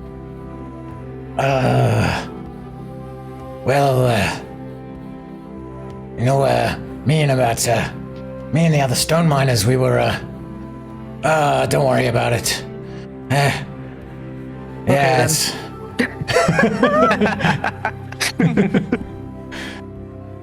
Wait, were you going to say something? Oh, it's really something that the council should do something about it, but now that this... He kind of sees Monty. He's like, Oh, hello, sorry, Monty, I didn't see you there. Sorry about what happened. It is a tragedy for the whole town, not just me. Indeed. Yeah, it seems like there's multiple tragedies happening at once. Well, not that my tragedy really compares, but... We do not compare tragedies here. What is your tragedy? Well, everything was stolen, and the camp was set fire to. he like points down to the south. Maybe you can like look far to the south. It's a clear day. You might even see like, actually at this point it's been like all day. He points far to the south. You like look to the horizon, but you don't see anything. He says, Yeah, the camp and everything. We were out there with our, trying to mine for the stone, the sandstone and the lime that we found out there. But it's all gone. Someone burnt it down and they stole all of our tools. We even had a bronze pick and chisel that we bought from Vidalakis, and they're gone as well.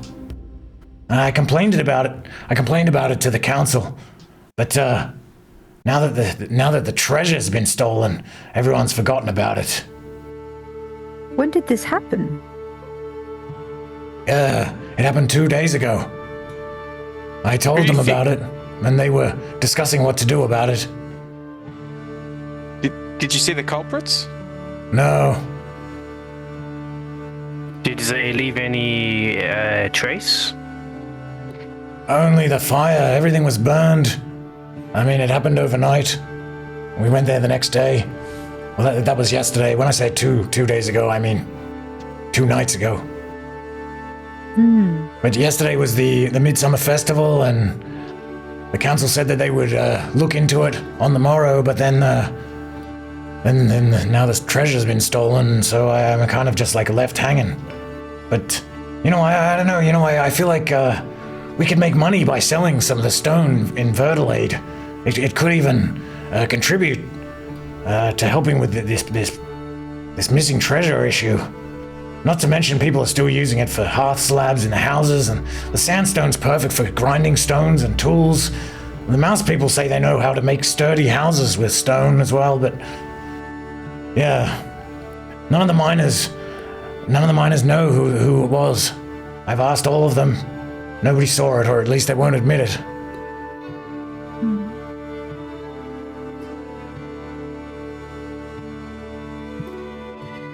Did it happen at nighttime?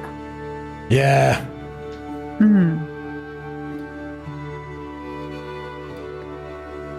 I wonder if they're related. Yeah. If they're trying to get rid of anyone that would be out there in preparation for the treasure attack. Or more so halt the village from flourishing. Huh. Oh. You think it's personal? Who would want to halt the village from flourishing?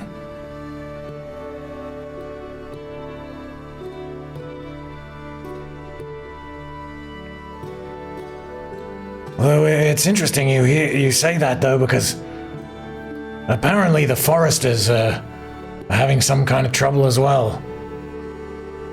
Ubla was telling me about it. Okay. There's been more theft or a different kind of trouble? I don't know. He said something. Honestly, I've been too kind of shaken up about this. The destroying of the camp and the stealing of all of our gear. I think something about the woodcutters not wanting to go to work.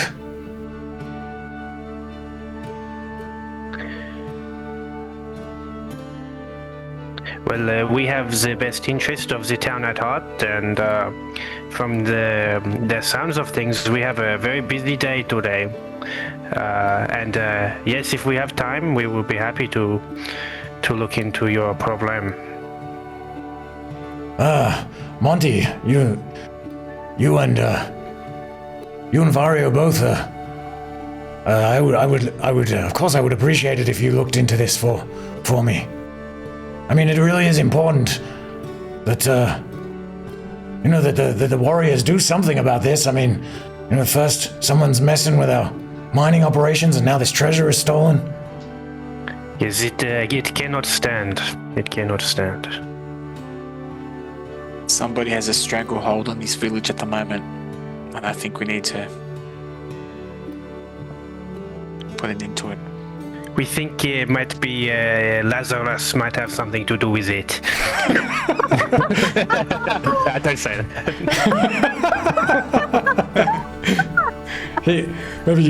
he like laughs at you. It's like, Yeah.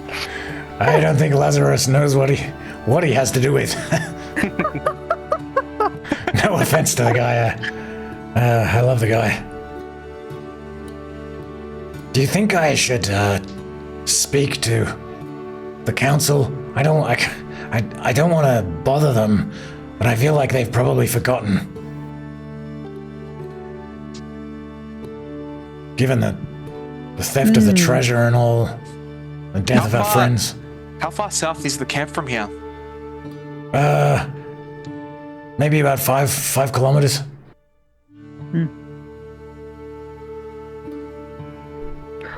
Okay. We'll definitely have a chat. We do have someone else to speak to, and we'll get back to you very shortly. You mean you'll speak to them on my behalf? Like you mentioned, they are quite they're quite busy with the theft of the treasure. That's maybe that we could look into this for you. Well, yes, of course. I would appreciate that. I don't know what to do.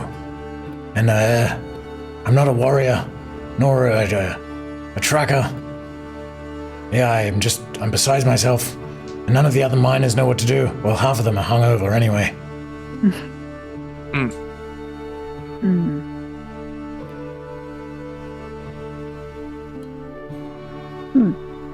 Yeah, I'm sure we'll be able to figure something out.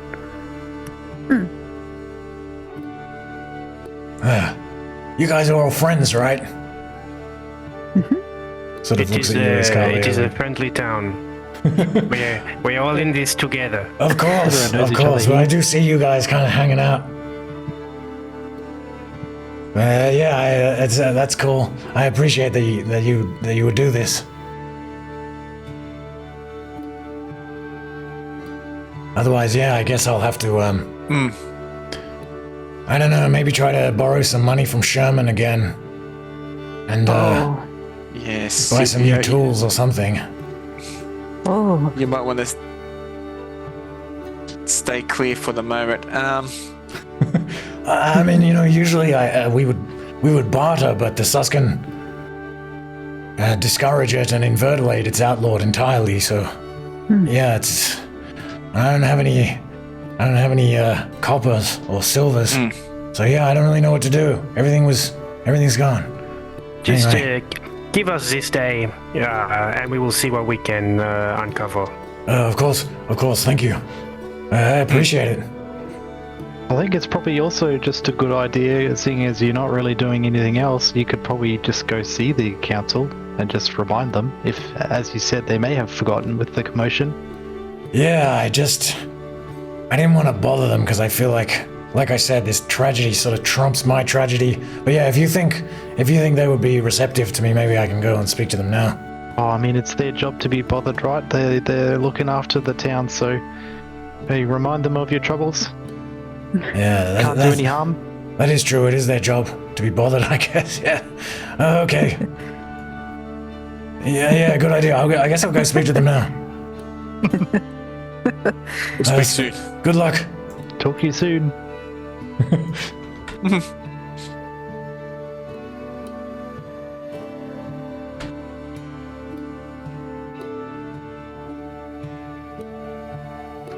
So, when you come over here,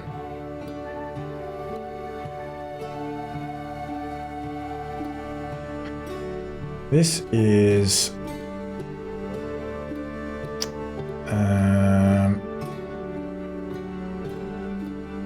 like the potter's yard.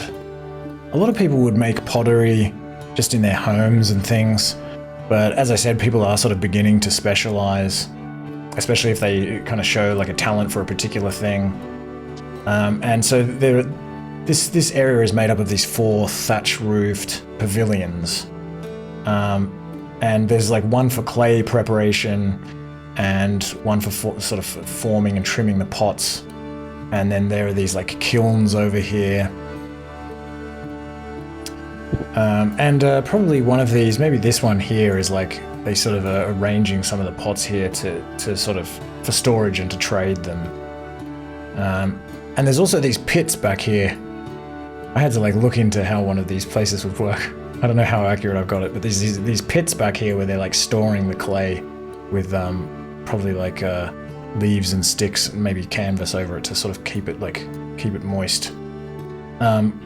And as you come in here, you see Aruva, and she is just sort of I guess maybe she is just sort of walking between these huts, like carrying one of these pots. She's just this taper folk with grey skin, and she looks very sad. She's got this long sort of twitching nose as she's walking with her head down, just wearing this ankle-length Rami tunic. Would Izcalia be a patron? With the little pottery with pots and such? I say think again. I was just thinking, Izcalia might be a patron. Oh of yeah, yeah, Aruva, yeah. yeah. I imagine Izcalia would, often potentially buy Aruva's pots, unless you feel that you make your own, of course. no. Aruva makes the best pots. Yeah, she does make the best pots. And I guess she can also make these like 5-6 centimeter ones for you. Yeah, I get the little offcuts from Yeah. the normal pottery. Yeah. Aruva. We heard about Aegis. Egress. Egress. I'm so sorry. What happened? What is this about this gold ring? Oh, thanks, Izcalia. He was just cooking for Barotis as always. And I don't know why I've managed to. The Epitropos thinks that he stole his gold ring. And there's no way that he would have done that. I'm telling you, he's not the sort.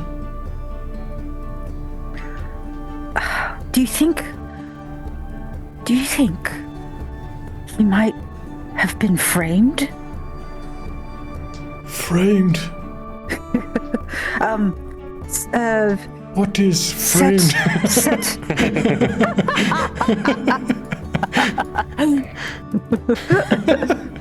My 1920s vocab is coming through.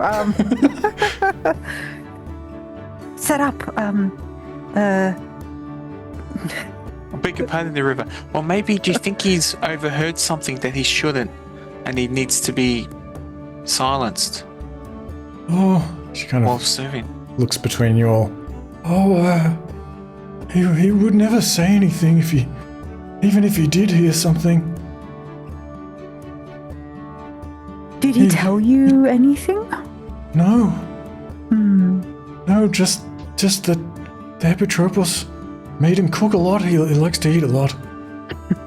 His favorite foods are fishes and crayfish. I don't know why I bring that up. He just, well, Egress used to say that he really loves that crayfish.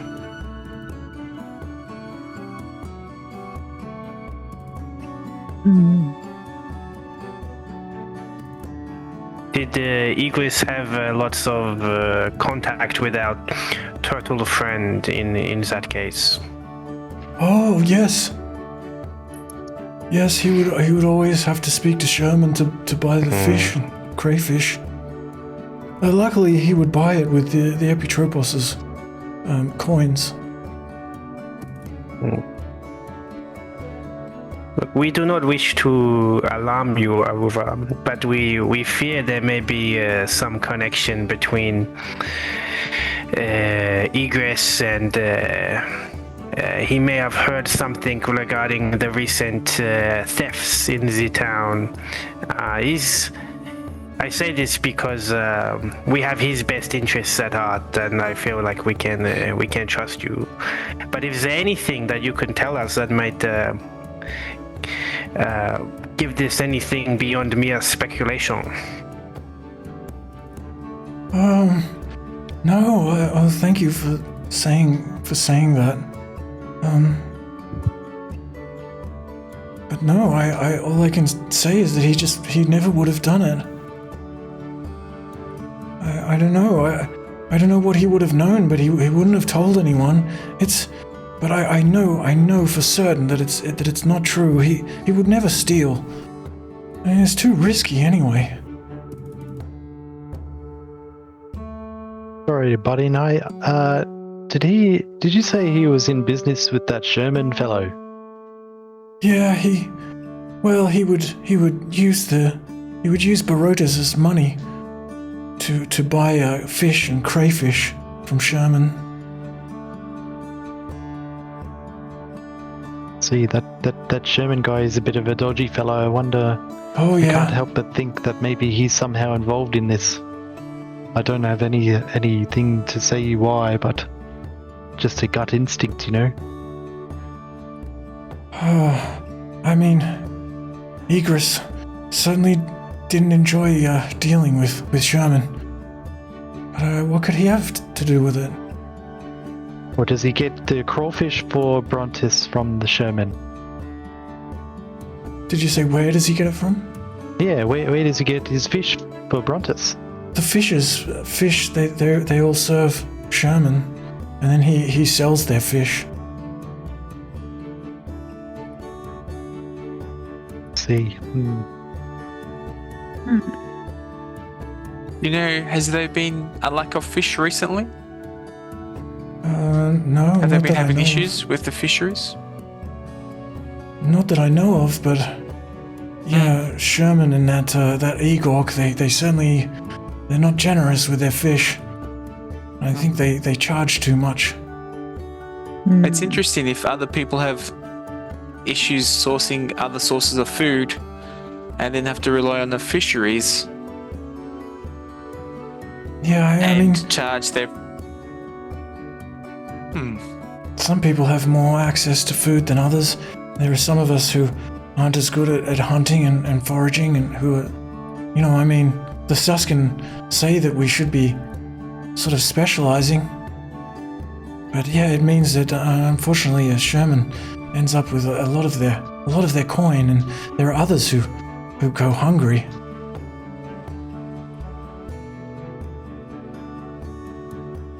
I do not want to be too extreme, but if we were to find a way for Egress to escape his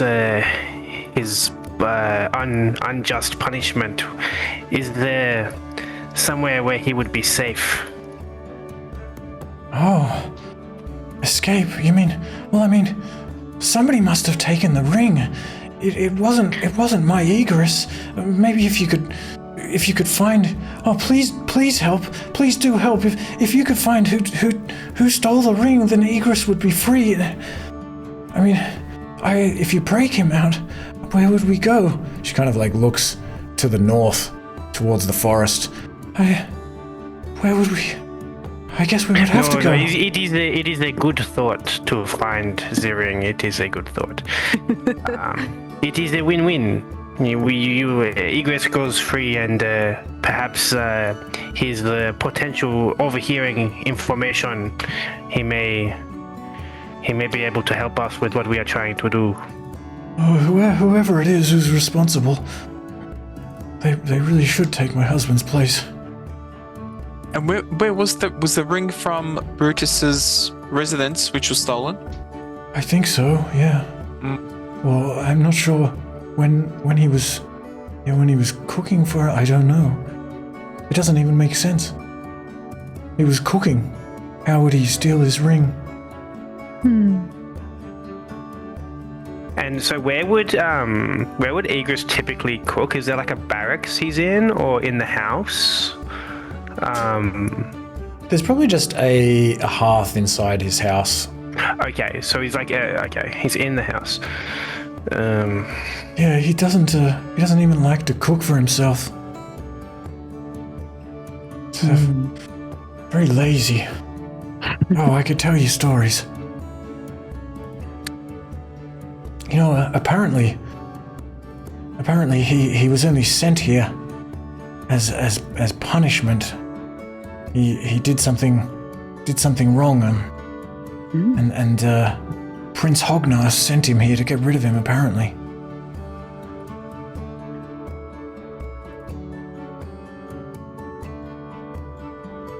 I had heard that he was sent here.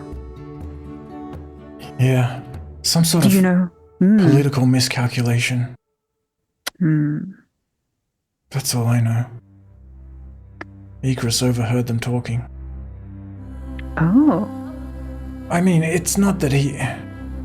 I don't want you to get the wrong idea. It's not like he's, telling their secrets or anything.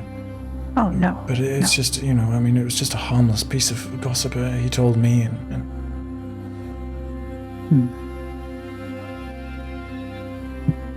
Was there anyone that you know of that would be like untoward towards Egress? No, everyone loved Egress. Bit of a good guy, yeah. No no enemies. There is half a chance the Brond has just lost his ring. He just dropped it. And blame Egress. I hope that's not true. Well, maybe. I mean, if it is true, maybe the ring is still in his home somewhere. Perhaps. Who has taken up a replacement chef for the for Brontes? I don't know. I haven't heard anything.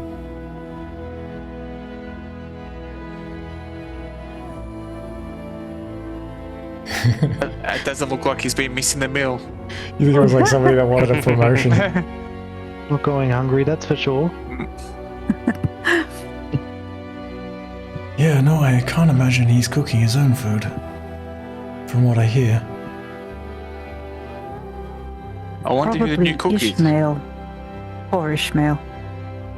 Ishmael would know who the new cook is. Hmm.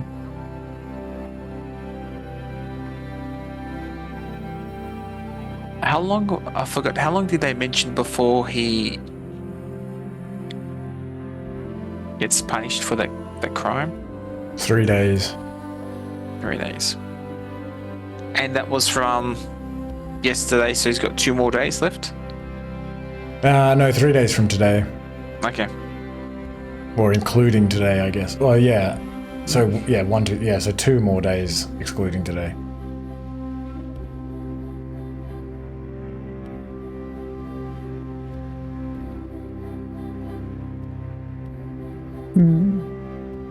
He's gonna need that hand. Can't carry a heavy pot with one hand. No, indeed. If there is a way to speak with Egress, perhaps we can uncover more information.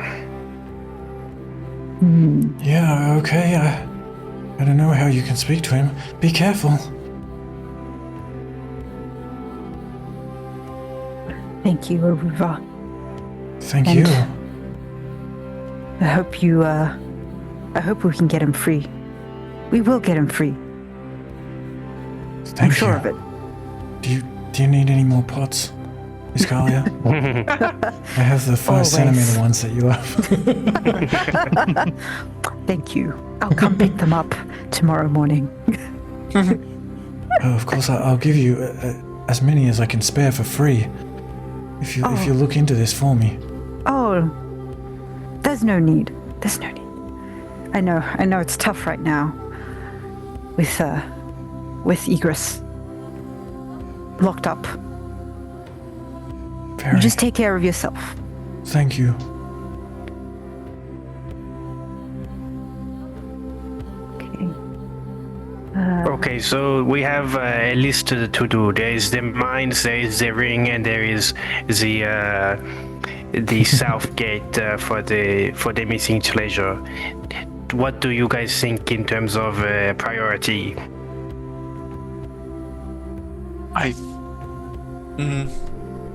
I'm thinking that we definitely have to help Egress first.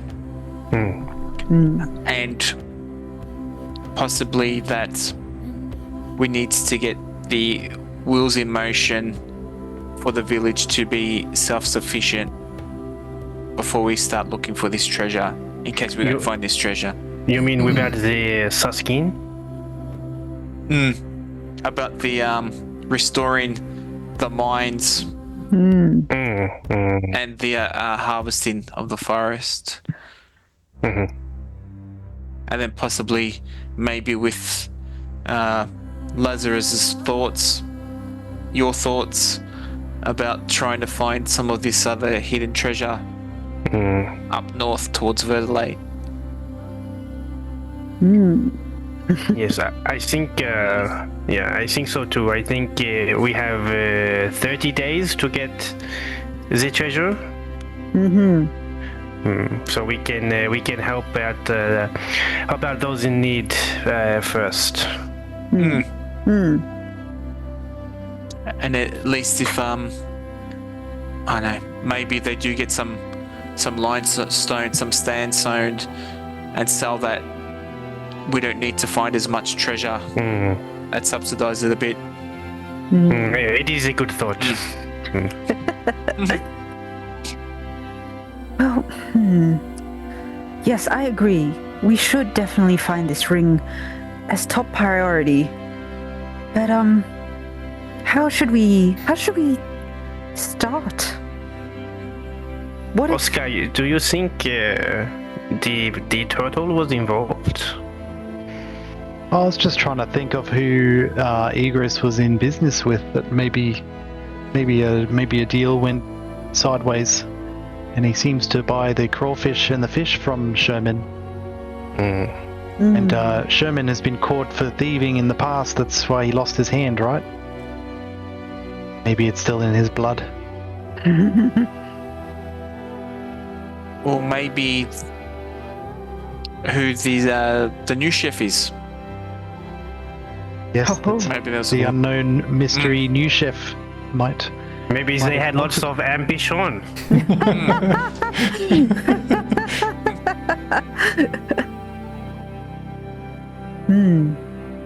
I guess we're fairly close to Sherman. But he does scare me a little. Yeah, so we would have to be careful. And I'm not sure what we're going to be able to get from Sherman. Hey, Sherman. Hey, did you get Egris to steal a ring for him? I don't think he's going to have much information for us, but we can have a chat, I guess. Yes. I mean, it didn't look like he was wearing the ring. At least when we spoke to him, we didn't see it on him, right? I imagine. No, you haven't noticed any rings, any gold rings. Maybe we could see if we can buy a ring off Sherman, see what he has to offer.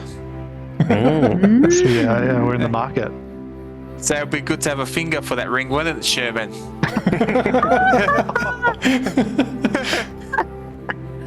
I should have saved it for Sherman.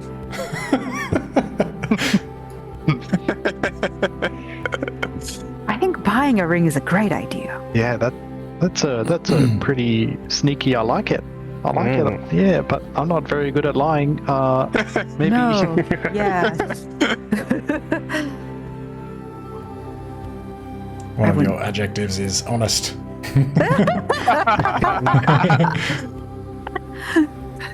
Honest and straightforward.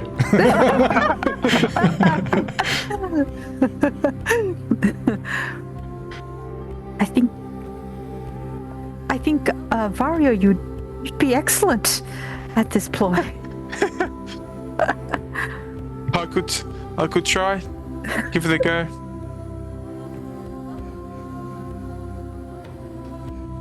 All right. Well, maybe we should end it there. As you begin making your way over to speak to Sherman.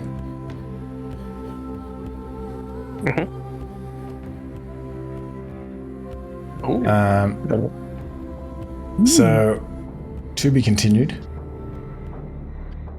And what I'll do is didn't like complete any quests, but because it's like the first session and you're just sort of collecting information, we'll say that you get 50 experience points each. Ooh. For sort of coming together and beginning to look into these various matters. Staying alive. Yep. 50 XP for not dying. And so if you go into your character sheets and just edit that feature, you can just put in that you have 50 there. Are we halfway to level 1? Level 2. I mean, level 2? 50, no, this is 1,000. Oh, did yours say 1,000? It should say 100. Ah. And how do you edit? Can you just type over the top of it? Oh yeah. Oh, it's in the features, not the thing at the top right. Oh yeah, Thing yeah, at the it's a top feature. right Yeah, has- ignore the Pathfinder experience system. Feature. Although I mean, you can track it up there because it's less than 1,000, so you can probably do it that way if you want. You can also change the 1,000 to say 100. Oh, Really? Yeah, you just double click in it and retype it in. Yeah. Ah. And halfway to it, level 2. Oh, excellent. Well, that's good. There you go, and the little bar fills up Yeah. halfway if you type in 50 out of 100. that's right. Yeah, it's awesome. All right, and so what's the plan for the next session then? You're going to speak to Sherman, Trick Sherman. trick Sherman. We want to buy a ring from him, which is not completely false. Which doesn't need. Although Oskar doesn't want to buy a ring, so he can't say that he wants to buy a ring. Maybe he'll just stay back. You could say you want a ring. I want a That's ring. true. Yeah. I need a gold ring. Just give me a gold ring. Also ask about the new chef. Ask about the new chef. Maybe go to the mine? Yeah. Maybe we can talk to the loggers as well. See if what's going on there. That's right, foresters. All right. Do you think it's worth going to try and speak through the door with egress? That's what I was getting at, but it might be hard. But you Yeah. never know. Yeah. I keep opening my character sheet to look at all the things I can do after playing Teddy, and then it's just like dagger. Can't do anything. Well, you had some things in your house though. I did. That's true. That's true. Oh no, yeah, you've got spear. But Teddy had a lot of social interaction spells. Yeah, but Excellent. you've got spear. Rope. Yeah. Oh, you don't have any rope. Nah, I've got the rope in mine. Yeah, I think maybe only Varjo. Did you say it differently? Vario. Nah, Varjo. Oh, okay. Yeah, maybe I think maybe only Varjo had rope because I just thought like he seems like a suspicious type that would have a rope. That's his belt. He's got a rope belt. Very suspicious rope belt. What, like a 50-foot belt? Yeah. Actually, I don't know if it's 50 feet in Pathfinder, but anyway. Is there a way to check what's in your house without being at the house? No, that's what I was saying. I tried to intentionally make it that way. When we were at the council, I could still open my house. Oh and yeah, see yeah, what that's was in yeah. it. Oh, within Just the when we're village on that you map, can- you can Okay, yeah. check it out. Okay. What about just as like a memory thing? Because I have no idea what's in my house right now, but I'm sure Oskar would. That's true. I mean, I guess now that we've I'll just established that you screenshot. need to go to your house in order to access it, I don't need to like Yeah. hide it from you, like you're gonna cheat or something. Yeah, maybe I'll Yeah.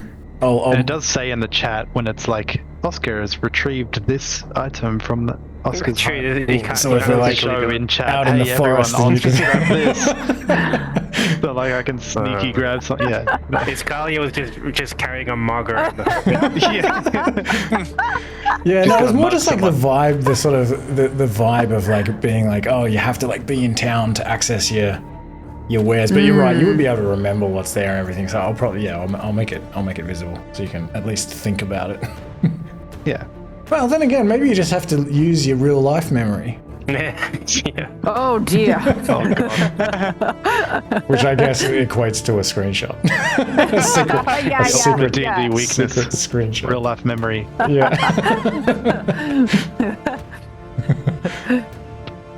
Sweet. All right. Cool. Thanks for playing, everyone. That was fun. Awesome. Yeah. Yeah. Very fun. Thank you. Yeah, I'm looking forward to seeing what happens. And so, Alright, so next week, Thursday. Yeah. Oh Yeah. yeah, next Thursday. Next Thursday. I'll know by Monday night if I'll have good internet connection.